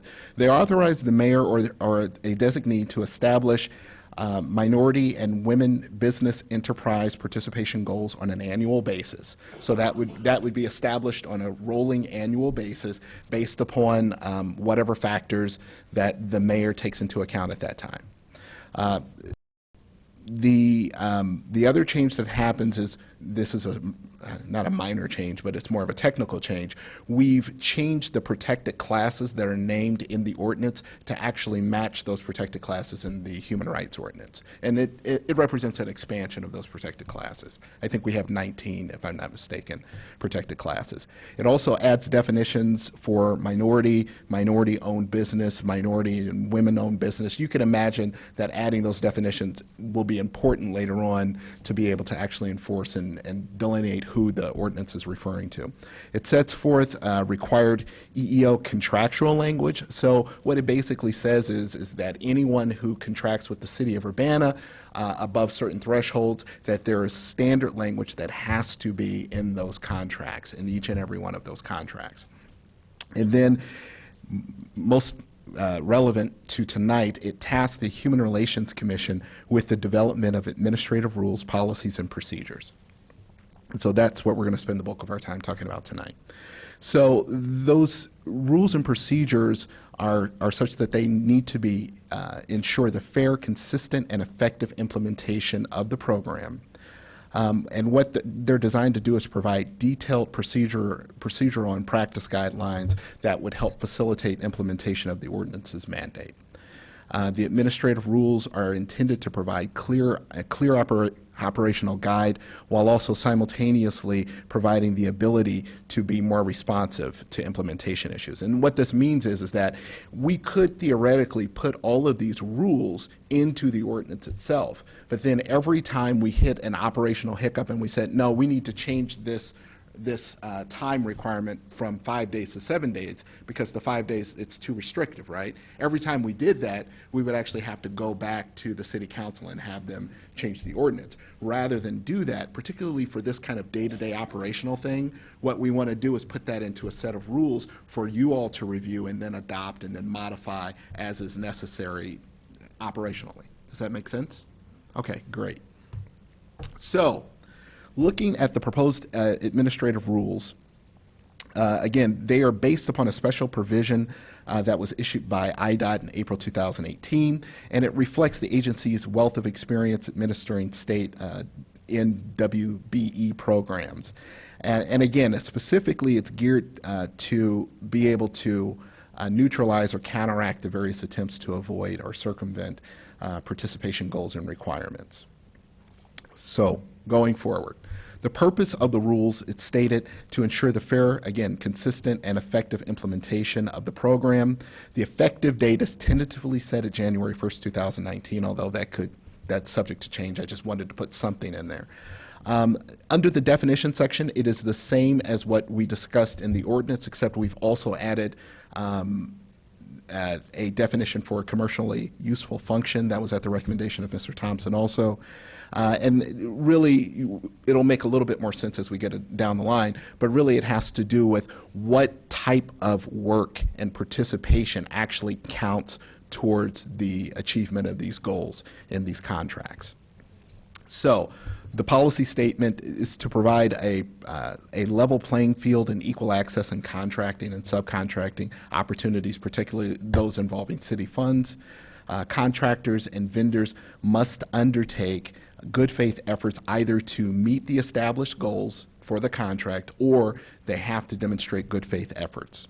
And to count towards participation goals, the minority and women-owned businesses that they contract with need to be, under this rule, they would have to be certified with an agency that's compliant with 49 CFR, that's the Code of Federal Regulation. The important thing is that we're talking, they would have to be certified with the state of Illinois, either Illinois CMS, IDOT, the Illinois United Certification Program, or some other well and widely recognized certification program. So, when there is a bid that comes available, the bidders would need to submit a utilization plan within 5 calendar days of the bid letting or the opening of the bid packets. That utilization plan would indicate that the bidder has either obtained sufficient participation or commitment from minority and women business enterprises, or they would need to show that they had undertaken necessary or good faith efforts in order to reach that goal. And under the definition of the rule, those good faith efforts basically are necessary and reasonable steps taken to achieve that goal. Once they submit their utilization plan, and they would again do that within 5 calendar days of, this is a repeat, once they submit it, you would review the good faith goals.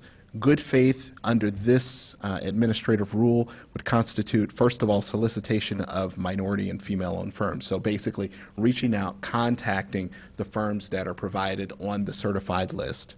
It would be segmentation of work into economically feasible units. So some people call this unbundling, but it is breaking down the work in a way that firms without an incredible amount of capacity or without a large capacity could actually take on that work viably. Providing those firms with adequate project information, project plans, specifications, and requirements so that they can be assisted in making a timely response. Negotiation in good faith with minority and our MWBE bidders and applying a good business judgment standard to those negotiations. And what that means is that you have to go in and negotiate in good faith. You can't negotiate in a way that is intended to turn off the firm that you're trying to negotiate with.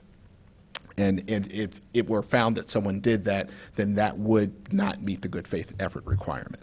Not rejecting the firms as unqualified without having sound articulable reasons, making efforts to assist those firms with bonding, credit, and/or insurance requirements, efforts to assist the firms in obtaining equipment and supplies and materials, and then partnering with minority and women-based community and professional trade groups to identify those qualified firms. So that's what would constitute good faith effort under this rule. So at that point, the commission determines the adequacy of the vendor's good faith efforts. If the efforts are adequate, then the commission would notify the contractor of the award. If it's determined not to be adequate, then the commission notifies the contractor that the utilization plan is not responsive and would provide stated reasons for that determination. If it's a technical deficiency, then they've got a 5-day period to cure that deficiency. If it is a substantive deficiency, if they've just failed, if it's not something that they failed to report, but they didn't undertake the efforts, then, or at least the commission determines that they didn't undertake the efforts, then the commission could come back, or then they could file a written appeal to the commission, and that appeal would be heard, at least as currently constituted, by the Human Relations Officer, and then the Human Relations Officer would make that final determination. So, in the utilization plan, if you can imagine a plan that is for $100,000 or a overall contract that's for $100,000 and requires, let's just say, 10% participation or $10,000, what you would need to show is exactly in terms of the firms that you're bringing on, the subcontracting firms that you're bringing on, how those firms are going to take on the jobs that would equate to that monetary value of $10,000. And you would have to show that in the utilization plan.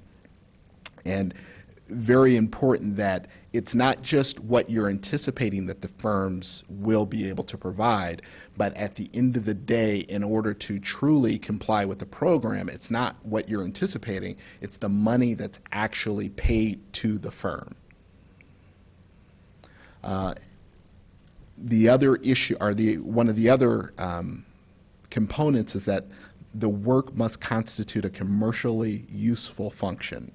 And that means that the minority or the firm must actually be performing, managing, or supervising meaningful work. And there's an entire section that defines exactly what this is in the Code of Federal Regulations. Those would be the regulations that we would refer to determine whether or not a proposed utilization plan contains work that would be classified as commercially useful. Now, there's also, and we talked about this in terms of commercial usefulness, there's also a certain breakdown in terms of the credit that a firm would receive for the various things that it takes on. And in the rule, what you'll see is a firm that is doing the entire job, the entire subcontracting job, is going to get 100% of, and they are truly managing the job and truly supervising, they're going to get 100% credit for that, or the prime will get 100% credit. But let's just say there's a joint venture, and you've got a minority firm that's joined up with a non-minority firm. Well, the only percentage, you'll get 100%, but again, you'll only get 100% of the credit for the work that's performed by the minority firm. So you don't get additional points by having that firm be joint or be engaged in a joint venture with another firm. So it's the work that's actually done by the firm. And in the case of suppliers, we talked about this a couple of months ago, there is a situation where partial credit, or 60%, would be given for, so 100% would be given for a material supplier that actually manufactures the materials that are being supplied. However, if they're only a regular dealer of those or of those materials, then you would receive a lesser of a percentage, and that would be the 60%. So, the other aspect, the rules require that the compliance with the administrative rules actually would constitute a material requirement or term of all of the contracts that are covered by the rule, which means that any city contracts that are written and covered by this rule would be the requirements of the administrative rule would actually be written into the contract or incorporated by reference into the contract. Upon approval, the utilization plan also becomes a part of the contract. And so the work that's designated to the minority and women-owned firms in the utilization plan would not be able to be amended, altered, modified, reduced, replaced, or deleted without notification to the firm and without the authorization of the commission under the rules. And you can kind of think about if you're trying to deal with firms that are evading these requirements, this would be very key, because what you wouldn't want to happen is someone to provide a utilization plan that shows these great goals, these great aspirational goals, and then 2 months later you find out that the actual plan was modified, and instead of using 10% and achieving 10%, you really are only achieving 5%. If that happens, if there's a modification like that, you want there to be an upfront notification to everyone. And then the rule contains a special section on termination and replacement procedures for minority and women-owned firms. And basically it lines out the conditions under which they may be terminated and or replaced. And essentially the rule is that if that occurs, it has to be for good cause. And that good cause would be they fail or refuse to execute a contract, they fail to perform the work to industry standards, they refuse to meet the bonding requirements, they become bankrupt or financially insolvent, they're suspended or disbarred, they are determined not to be a responsible contractor, they voluntarily withdraw, they are ineligible to receive credit for the type of work that's required under the contract, or the owner dies or is incapacitated, or some other cause, but under no conditions can any of those causes be applied for discriminatory or bad faith reasons. So that is sort of a fail-safe for all of those. Where the minority or women-owned firm is terminated for good cause or fails to complete the work, that contractor then must make good faith efforts to find a substitute that would also be a qualifying NWBE firm for the work to perform work of equivalent value. And in that case, again, you see exactly what we're trying to do in terms of avoiding the circumvention of these the participation goals. Once the contract is completed, the commission must be notified if there are any disputes in terms of or disagreements in terms of payments of the contractor or the subcontractor. And you can imagine why that is because we are looking at the amount that was actually paid out to the contractor, to the subcontractor. And so if that amount is affected by a disagreement, that's something that we would need to know. The city may withhold payment to the contractor to enforce provisions of the administrative rules, and final payment is not made to the prime contractor, is not made until submission of documentation verifying achievement of the participation goal. So that is a very, very, very quick summary of the actual rule.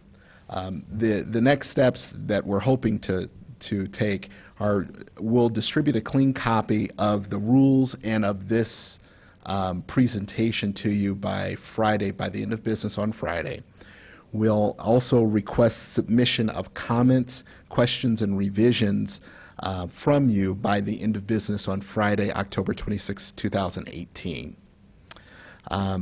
Those comments, revisions, questions will be incorporated into a master document and distributed with HRC packet materials for the November 14th meeting. And I want to stress this is a work in progress.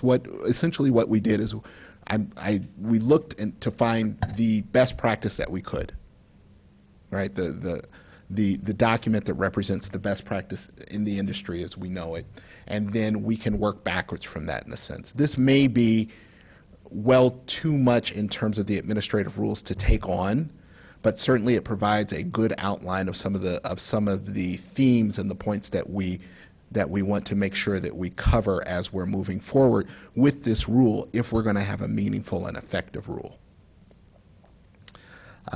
And again, please do not hesitate to reach out to me with any questions or concerns or thoughts.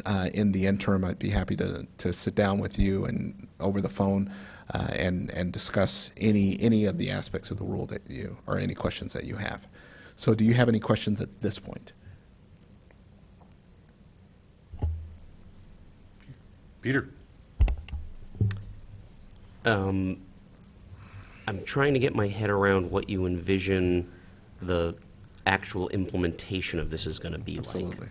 So, are you thinking, like, in our packet, the way we get workforce statistics now, and that we're going to get the proposal that goes in the contract for how they're going to do utilization, we're going to get the proposal and the results and then judge it, or is this, how do things get to us and when do they get to us? Yeah, I would think that for the most part, we would want there to be, and by the commission, and this is one of the things I want to refine, by the commission, I think that the best way to implement this most likely would be to implement it through the rules and to have the office basically do that type of legwork and that type of review of the documentation. And then when there are problems that need to be resolved in terms of conflicts over major portions of the contract, then those types of problems are brought before the commission in some way, shape, or form. So the only time the commission will get involved is when the office says something's funky here. Right, and part of that's part of the point of making the rules somewhat explicit and detailed, is so that there's a roadmap to be able to follow. And, Gotcha. And that won't hang up the timing of the issues, because oftentimes these contracts, they need to move forward. But this provides, or at least whatever we come up with, hopefully will provide detailed enough information and guidance to where we can implement. And then come back when there are issues and say, okay, we need to tweak this, we need to tweak that. I used in the document, this is one of the things I want to clean up, I used commission as a placeholder essentially for this type of staff action that's going to occur in essentially on behalf of the city, on behalf of the commission. Excuse me. Other questions or comments for Todd? All right, well, Todd gave us a little homework. Not too happy about that. I'm just No. kidding. And Kidding. don't start your homework until Friday. Okay, yes, That'll be the always. cleaned up version. That's okay? easy enough. Just kidding. Thank you, Todd. No, thank you for your time, and I know this was a lot, and thank you for your patience. Moving in, thank you. Going in the right direction. Yeah. With the other presentation, it was really good. Yep. Thanks, Todd. Have a good. Okay, we have no new business, so Vasilia, we're going to turn it over to you to Okay. conclude with our staff report, please. Alrighty, let's start with, we need to wrap up A&R Mechanical in terms of deciding the length of, that you're going to approve for their certification. And I think the conversation should center around the notion of good faith effort. Their numbers are what they are. And so I think that a proper direction for us is to discuss, from your perspective, where do you think they are as it relates to good faith efforts? Sure. Everything he explained in terms of their participation in going to the schools and speaking to youth in the community, that all sounded good and, good faith efforts in my opinion.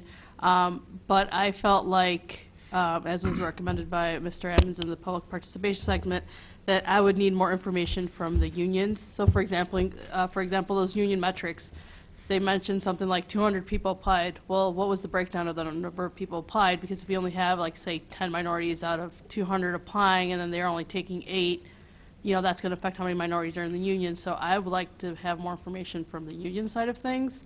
But more specifically to A&R, I would say at least what they presented here today did show good faith efforts. I would tend to agree from a consistency standpoint. I think actually they've probably been a bit on the upper end of good faith efforts. I don't know. Still taking it all in, I guess. Well, and so You're comfortable with the good faith effort, Catalina expressed that. So is that a 1-year certification, 2-year certification? There's the trick. Friends. I didn't really specify on that because I was trying to, I was debating between like 6 months to a year, not 2. I would say we want to show some kind of support for what they're doing. So I would say, but we also kind of want to make sure they keep the effort up, and we want to know about how it's going. We're not going to give them a 10-year contract. So I would say a year with some with some requirements on that in terms of hearing from them. And meanwhile, we should also head to the unions. I think that's very clear. And we definitely asked for some more data from A&R. We'd like to know Yeah. about, like Douglas Center. I couldn't think of the name of that, but I was like, what's been their involvement with it, with organizations like that, et cetera? So I'd Because- certainly love to hear some more. They do have influence, Yeah. but the management and labor they're separate. They're two different concerns and amounts of power primarily and other things. So we have to respect that divide and consider, I mean, obviously we want them to do certain things, but we have to consider industry and labor kind of separately in our determinations. They can't make the unions do, and they shouldn't make the unions do. But they can help, and so can we. So I would say a year with stipulations about, that's probably not the right word, with a request for more and maybe ongoing information. Stacey. Stacey. I beg to differ a little bit with the union. If he's doing the legwork and he's out on the field trying to recruit African Americans, per se, anyone can say that they're doing this, but what are the results from this?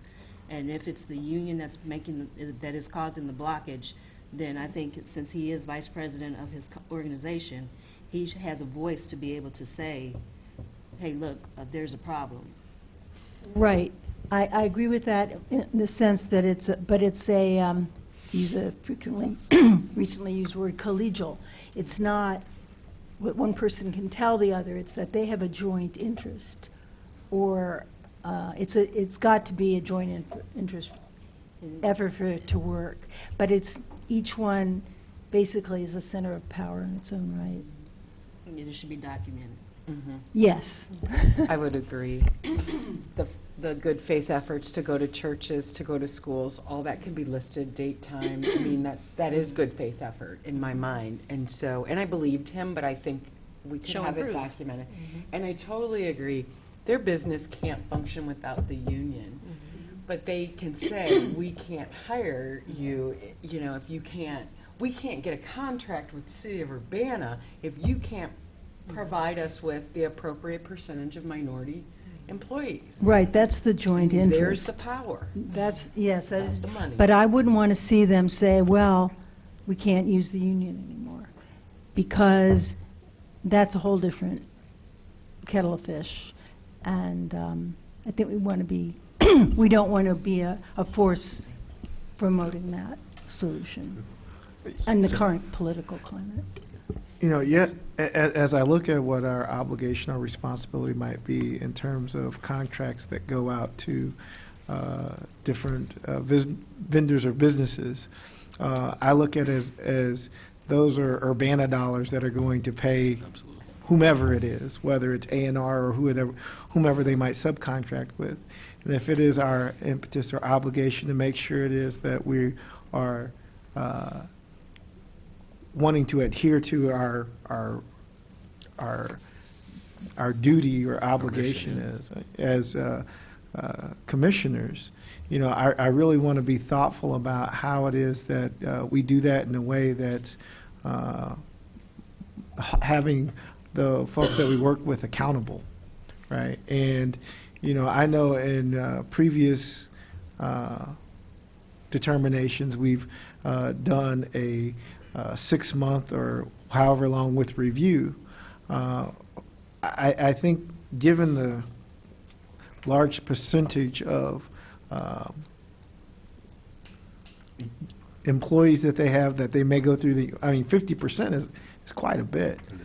And I think that they wield a lot of leverage that, I really want to make sure I'm doing my due diligence, and we are as commissioners say, we understand that, this may be good faith, but how is it that we're getting the results it is that were desired? And I think that if we continue to push to say, let's do 2 years out or a year out without having that consistent, if it is that they say they're a leader, but they're not really leading in the way that we need them to, how do we ensure that there's accountability? So I lean more towards a 6-month and continued review versus anything longer. I really would like to see results, only because it's not like it's 15 or 50 employees.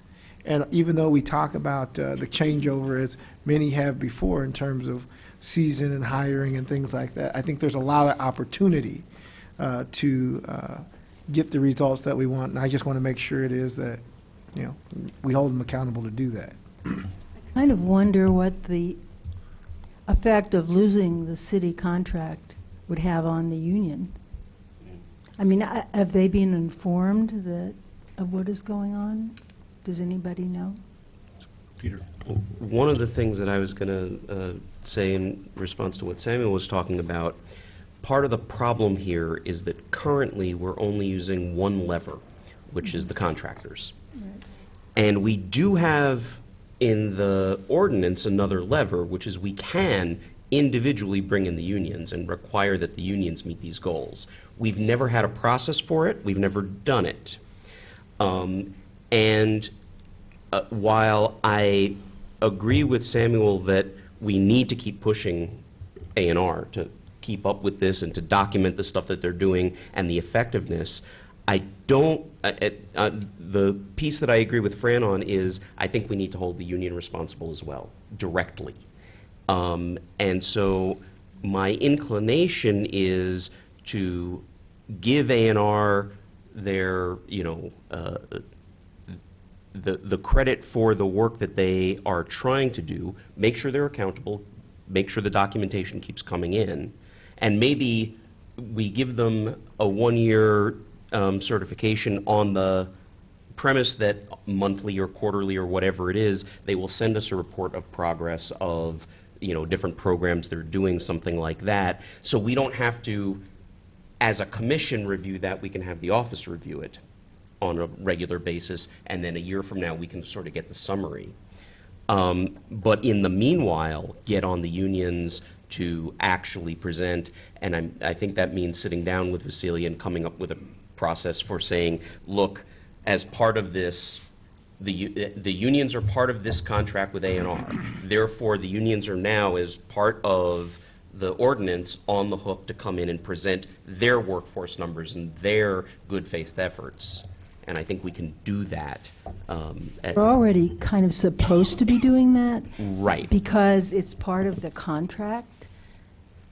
And they have at least one person who is willing to stand up and say, I'm working toward that. But that's about all we have. Otherwise, we just have page after page of white male employees. And that's something that is unacceptable to us. Carol? So I went through, because I had time today. Someone canceled on me at work. There are 10 items under the good faith effort section. If you look at what he shared with us tonight, just what we were presented with, we were presented with maybe 3 out of the 10. So I'm not saying that they're not doing these other things, but if they are, we need to see proof of it. So I would like to, I'm okay with whatever time frame. I'm not really stuck on the time frame.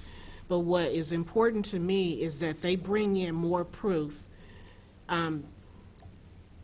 it's not enough to say to me, we went to some schools and we went to some churches or a church. That just wasn't specific or detailed enough for me. Where did you go? What did you do? What was the follow-up? What was the outcome of that?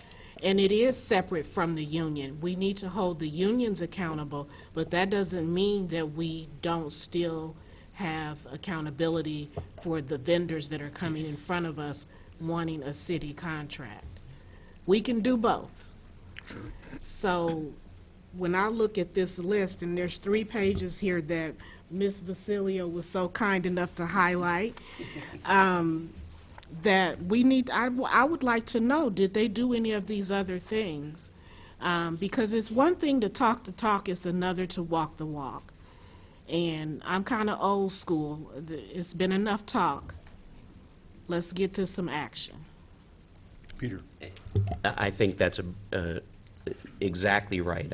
I agree with Carol completely. And when she asked the question about documentation, he seemed agreeable to providing it. So I think, we can, whatever amount of time we give them now for the certification so that they can continue, where I hear under the impression that he's probably doing this stuff, but we want the documentation on the table. So yeah, I'd be okay with either the 6-month or the 1-year number, whatever we come up with, so long as we have Vasilia's office say, okay, this is the time frame that we're giving them to provide documentation on the things that they've done and the things that they're planning to do. And however much time, we think is appropriate for them to get back to us with that. So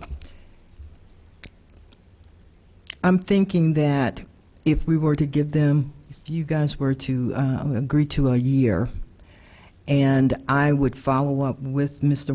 Walter, I believe is his name, Walter, and articulate very clearly that these are the things that we're going to be looking for in terms of the good faith effort.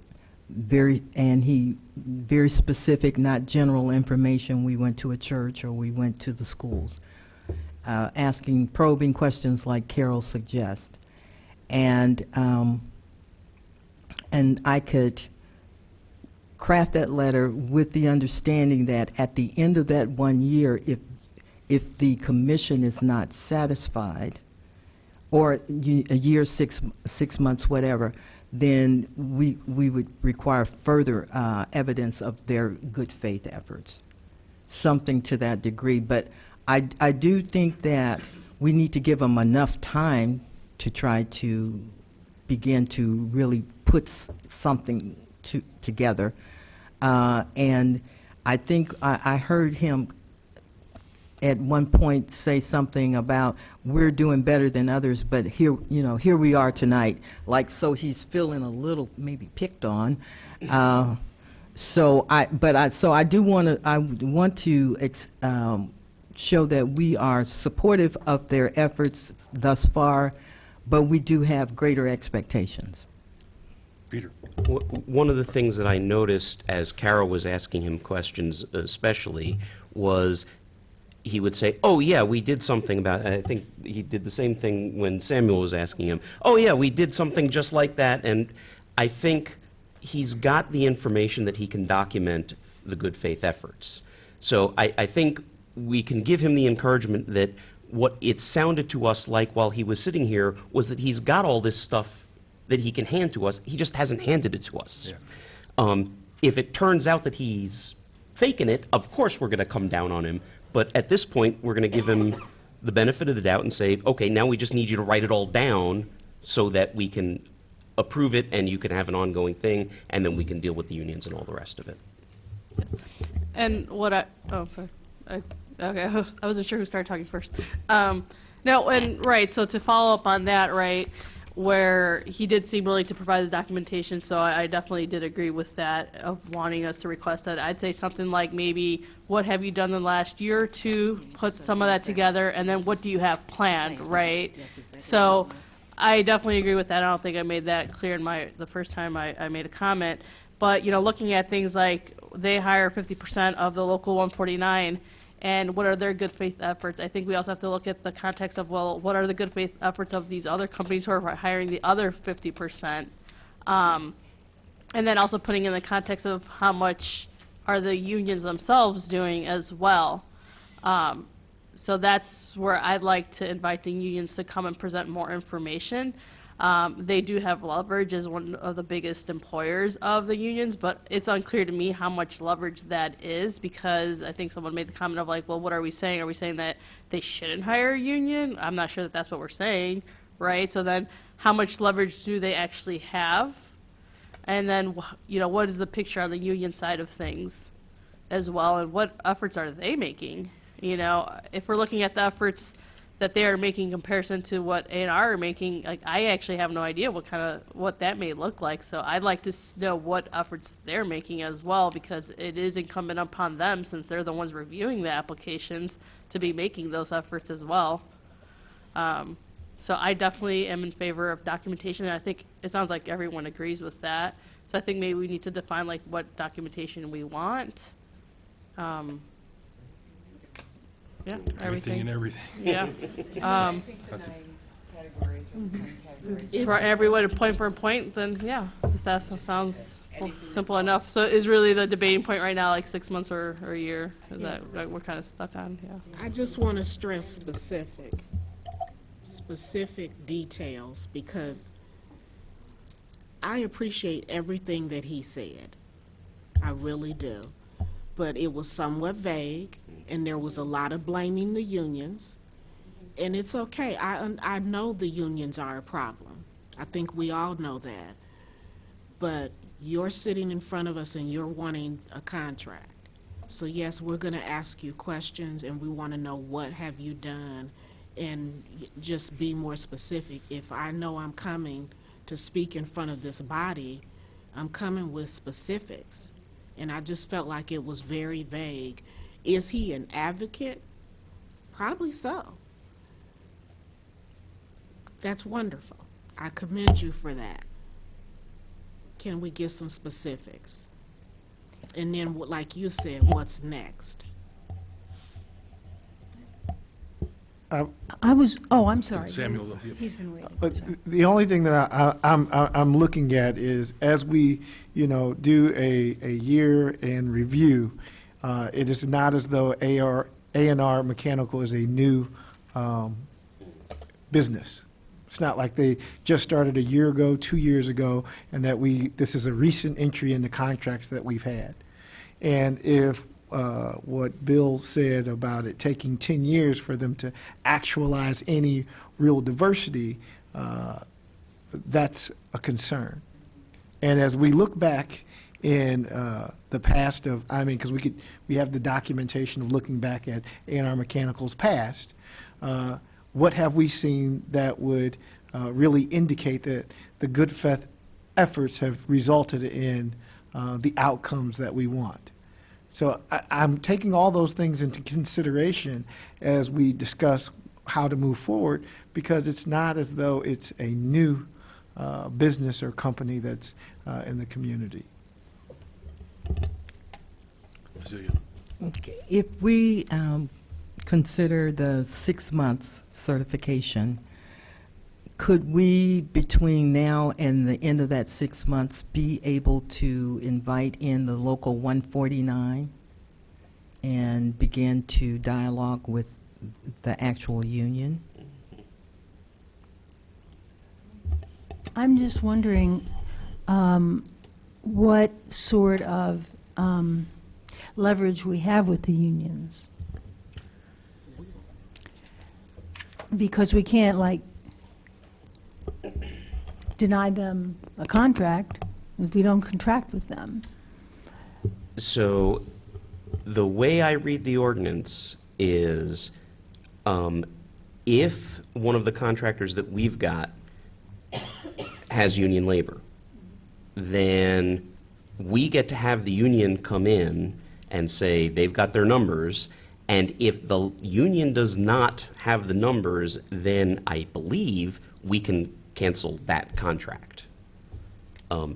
everybody looks around at each other. Yeah. So we can't punish them individually. We can't, I don't think we can punish the union directly. I think we can only do so indirectly.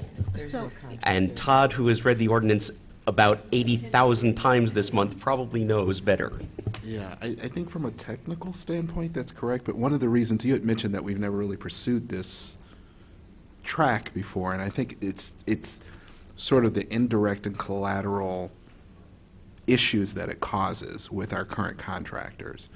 And I guess maybe what I would encourage is perhaps just inviting them to come and initiating the conversation without necessarily worrying about the end of, the nuclear option.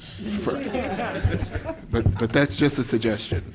So is it possible to also bring someone in from the JAC board that he mentioned that who's actually looking at the applications and doing the hiring,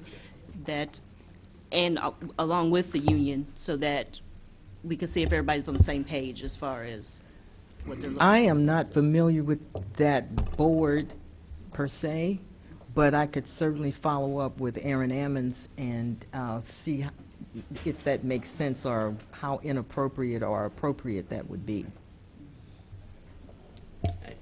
It might be also good to, I'm sorry.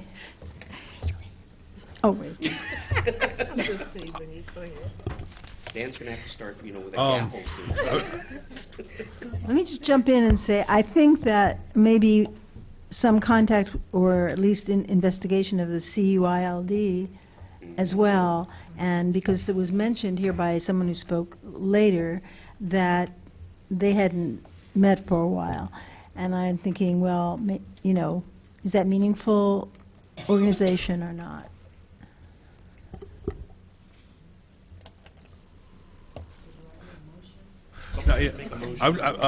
Sounds like Samuel should make a motion. Again, consistency is not always the best argument or tradition, but again, to me, just having been on the commission for a while, it feels like a year. That's all I'm going to say. I'm not trying to, I'm just going to say what I'm feeling, a year certification, but with all these requests, we want to encourage them to continue this. We want a lot more documentation. Yeah, there was way too much vagueness, especially when, 5 minutes later, oh yeah, we did this. Well, man, document this stuff. I mean, I thought, that's what Are we companies do. saying we're going to wait a year to get the proof, or we're giving them No. a year? Okay. We'd like to ask them, I want that information now that you requested, Carol, personally, or in the next Okay. next month or two. All Well, right. we can certify with conditions, right? So you're certified for a year, but you need to fulfill these conditions. Or we could say that we are going to certify you for 6 months, but if you provide those additional, Or that too, yeah, I like that. we will give you a year's certification. I mean, so. Yeah, I guess my concern with the 6 months was like, how much time are we gonna have to invite the unions, and like, are we gonna get it done within 6 months? Which is why I was leaning towards the 1 year, but if you're saying we could just do it 6 months, make these requests, and also in the meantime ourselves invite the unions and the CUIL, B or C, there was too many. The JAC.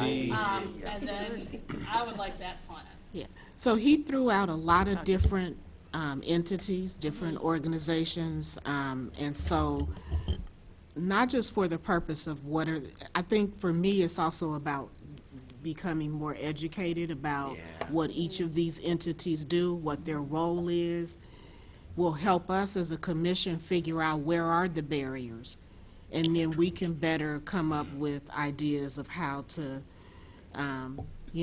assist or help in some way. And so I think having the time, if we invited somebody each month, time to get people in front of us. So, because I wrote down like 4 or 5 different groups. Yep. So, I don't know that we would get all of them here in 6 months. I will vote for either one, I will- so I'm letting someone else actually, make a I will- motion.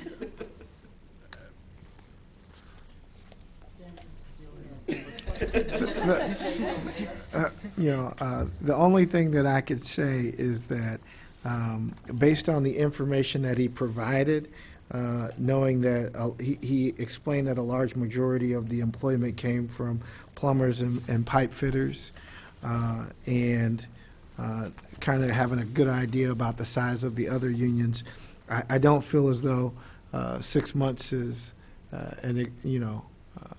unreasonable in terms of being able to have those meetings scheduled and being able to get that feedback.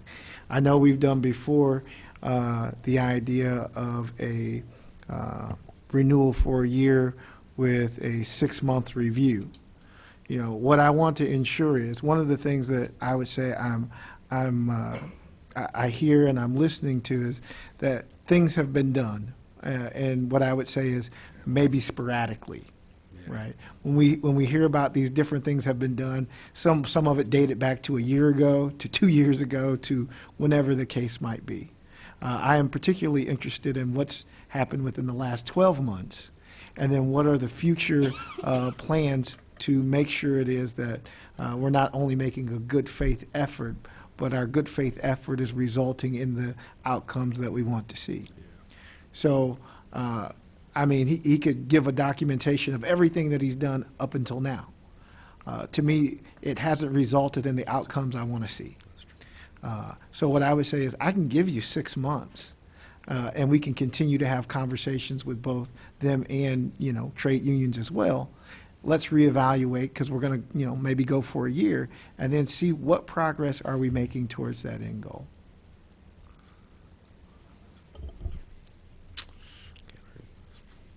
I think you've got a motion. Oh, yeah. Wanted to add, though, that it does take time when you have something as monolithic as these unions appear to be, in terms of their constituents, their people, that we might, it would take probably a year to see something tangible. There's already a little motion in what they've shown us. It's not much, but we have to be a little bit patient here, because there are a lot of people who are already in place that it takes a while for new people to populate that group. Peter. Independent of what Dan said about, what our usual practice has been, this is a particular case where we are encouraged by hearing that something's being done, but we actually want to find out, what the details are, and we want to follow up with the unions. So I don't think there's any harm in saying to A&R, look, we're giving you the 6-month certification, but simply because we want to make sure that we're getting with the unions, that we're having regular dialogue, and this is different than our usual case where the numbers are what the numbers are, and they look okay, or they look like you should be making some efforts. This is a bigger picture thing. So I have no objection to saying 6 months, but give them the explanation of why this is a little different than our usual case. Other comments, questions? Is there a motion on the floor? I'm trying to make sure we have A consensus? What we're looking for. Are we saying 6 months renewal, or are we saying renewal of the year with a review at 6 months? I think the first. The first? Okay. Well, a motion to renew A&R for 6 months. Is there a second? I second. Final, no more time for discussion, questions? No. Well, did you want to add with the conditions of? Yes. Conditions of demonstrating and documenting good faith efforts, and a detailed plan of continued work. Future work. Particularly, I'm interested within, the past 12 months and possibly the next 12 months.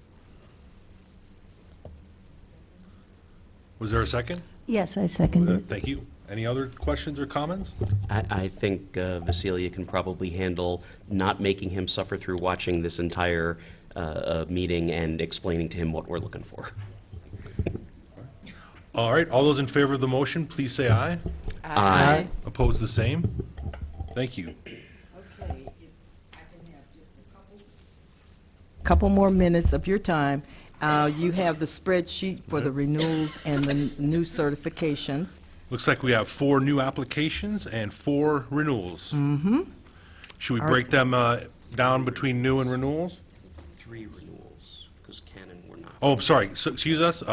We are pushing Canon to our November meeting. Apologies, I should have announced that earlier. So we have actually 4 new applications and 3 renewals. We'll handle them separately if that's okay. We have Hastings Air Energy. We have a staff recommendation of 1 year. WatchGuard, staff recommendation of 2 years. Rossman Enterprises, staff recommendation of 1 year. And Midwest Air Pro Incorporated, staff recommendation of 2 years. Any initial observations or questions, comments? Just on Midwest, and I already mentioned this about on their application, they have NA, so I just want us to look into why they have not applicable on if they advertise, if they include EOE language or EEO language in their job advertisements. Okay, Carol. They have a total of 2 employees. And so that's probably, That's They probably don't why. advertise They don't much. advertise, okay. Well, that was easy.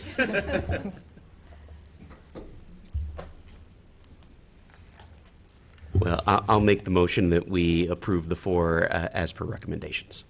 Is there a second? I second. Discussions, questions?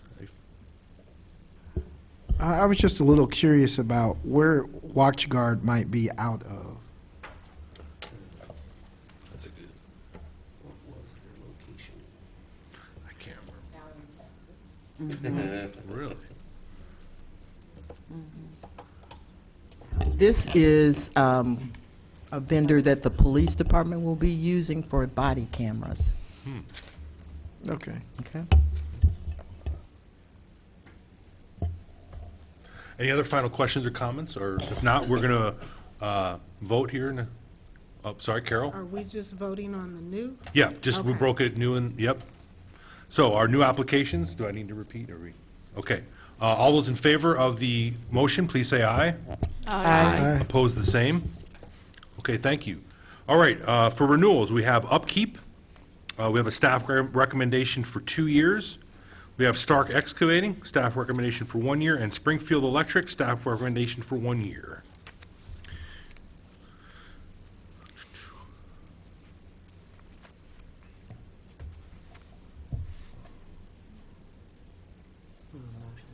Please. Or, sorry, Carol, do you have a question or comment? No, I was just waiting to see if we were open for discussion. Or- We will be in a second. Could someone make a motion, please? Not that- I move that we approve the staff recommendations for Upkeep at 2 years, Stark Excavating for 1 year, and Springfield Electric for 1 year. Is there a second? I second. Questions, comments, observations? Carol? So I made a couple of notes, but I think Vasilia, or one of you guys already caught it. There was an error on Canon, is that why we're delaying now? Correct. Okay. Their numbers And were. then on Springfield Electrical, they have 16 minority employees out of 353. And 1 out of those 16 minorities will be assigned to the job that they're going to do for the city. Actually, there's a total of 22 employees for Urbana, this Urbana contract. Did we have that information? Okay. Well, I really thought I was up on it today. Well, you were close, though. You are. Okay, well, I was looking at the larger number. Right, so- and so the number of employees assigned to the Urbana contract is a total of 22. And of that 22, they have 1 African-American that will work on that project. So it's going to be 18 males, 3 females, and 1 black male. That's correct. So we're just looking at the smaller number for, Well, we're looking at the folks actually assigned to the Urbana contract, not necessarily their entire workforce. Does Okay. that make sense? Yes. Okay. Peter? I will say one thing that gave me concern was when we do look at their entire workforce, it went up 61 people since last year and down in every category of minority employment.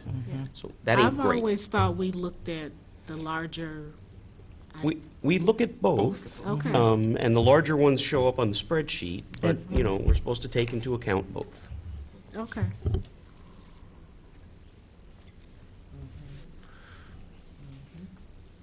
Any other Well, comments or that's, questions? just to address that, your concern, that's why 1 year was recommended rather than 2. And is that the same thinking with Stark? Mm-hmm. Okay. And Stark is not currently under contract with Urbana. Okay. So I know in the past, we've looked at the larger number, and then if they have a local office, or if what out of that percentage are they putting on this particular job? So, and also where they're located at makes a difference as well. Absolutely. Other comments? Samuel? Yeah, so would it be fair to assume that Springfield Electric is out of Springfield? No, they're on Madison Champaign. So they're like right They're here? here, they're local. Okay. They might have a or Yeah. they might have 2 stores, but, yeah. They have They're a a big- their big spot corporate out. office is in Springfield. Springfield, okay. But, yeah, the big spot out there on Mattis, right? So as I just glance at Stark Excavating and Springfield Electric, you know, I would be okay with a year, but definitely interested in a 6-month review.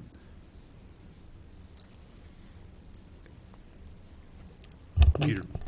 So,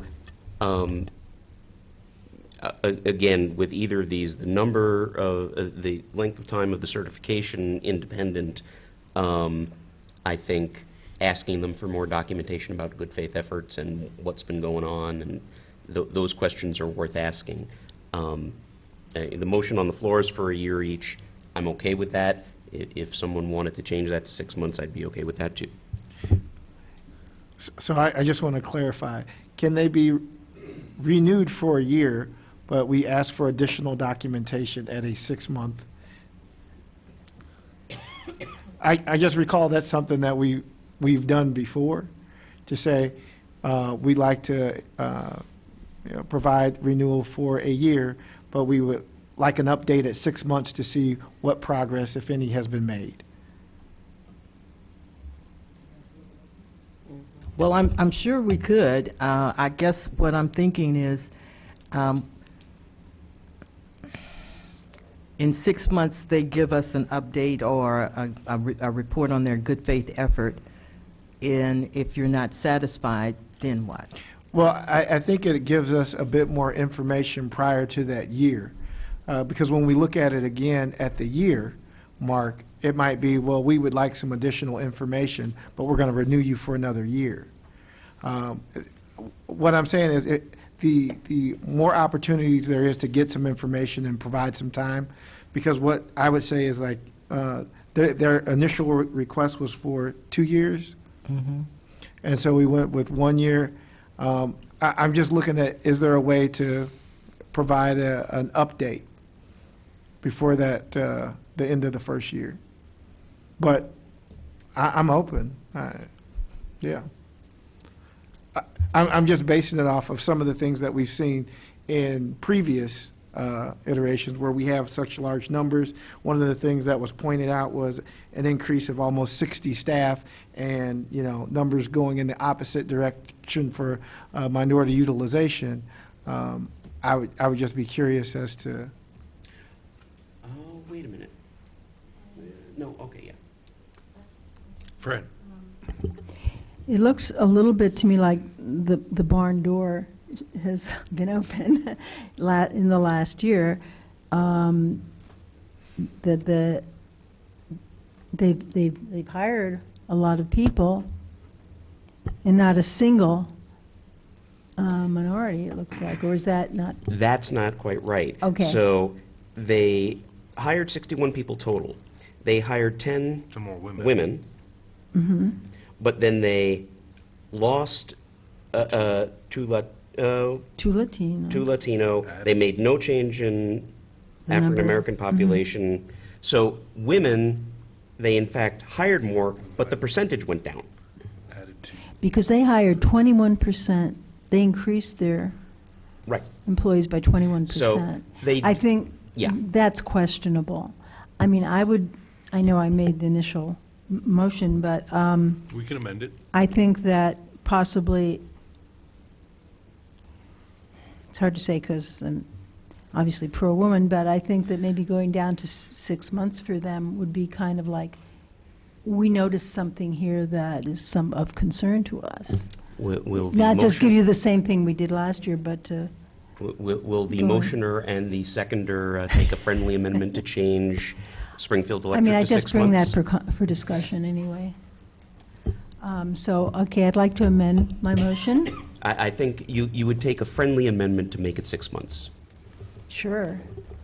if the seconder agrees. I agree. Okay. Any final discussion? And we're or off. comments? That way, we don't have to have 2 motions on the table. So we got, Well, just for clarity, we got upkeep for 2, Stark for 1, and Springfield Electric for 6 months. Okay, can I ask, if when we send out the letters regarding their approvals, could I direct a letter to them explaining that they received 6 months because the commission had some concerns, and if they would like to provide additional documentation, we would reconsider this 6 months at our next meeting or the following meeting? That's it? Okay. Okay, any last questions, comments? All right, all those in favor of the motion, please say aye. Aye. Opposed, the same? All right, thank you. Vasilia, our sorry, All right, and the final piece of... activity report? Activity report, I'm going to pass around, and we will very quickly just review it.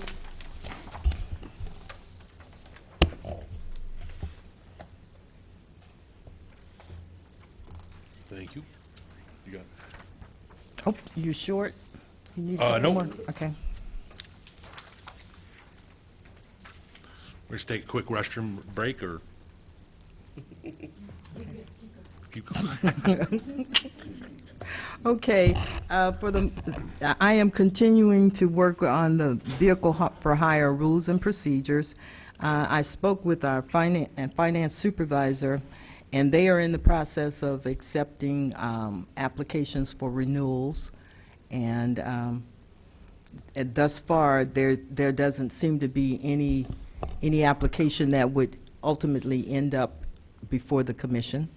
But we do need to finish those rules and guidelines, and so I plan on bringing it to the November draft of those to the November meeting. Todd just finished doing a wonderful job on the municipal code 2-119, and he indicated that we're going to continue to work on this, and he'll be back in November as well. The community activity in terms of trying to establish some training program as it relates to computer coding and boot camp activities. I am still working on this. I have not spent as much time on this as I have other things over the last couple of weeks, though. The police community relations is an ongoing effort. Ideas are currently being explored to address the needs of citizens living in neighborhoods most affected by gun violence. And Preston and I probably will have more to share with you at our November meeting. And of course, the 2019 MLK planning is well underway. I think I shared with you guys last meeting that Father Michael Flager will be our keynote speaker. I have also confirmed since our last meeting that Professor Barrington Coleman from the University of Illinois School of Music will provide the musical entertainment. The only other activity, there has not been, there was no formal discrimination complaint filed during the month of September. And just the other day, I participated in the grants manager interviews, and the final hiring decision is pending on that. And that's it. Thank you. Any announcements before we adjourn? Anyone want to share for the commissions, the community? Okay. Right. Thank you all for coming. We'll see you guys in November. Thank you for a great conversation and meeting. We are adjourned.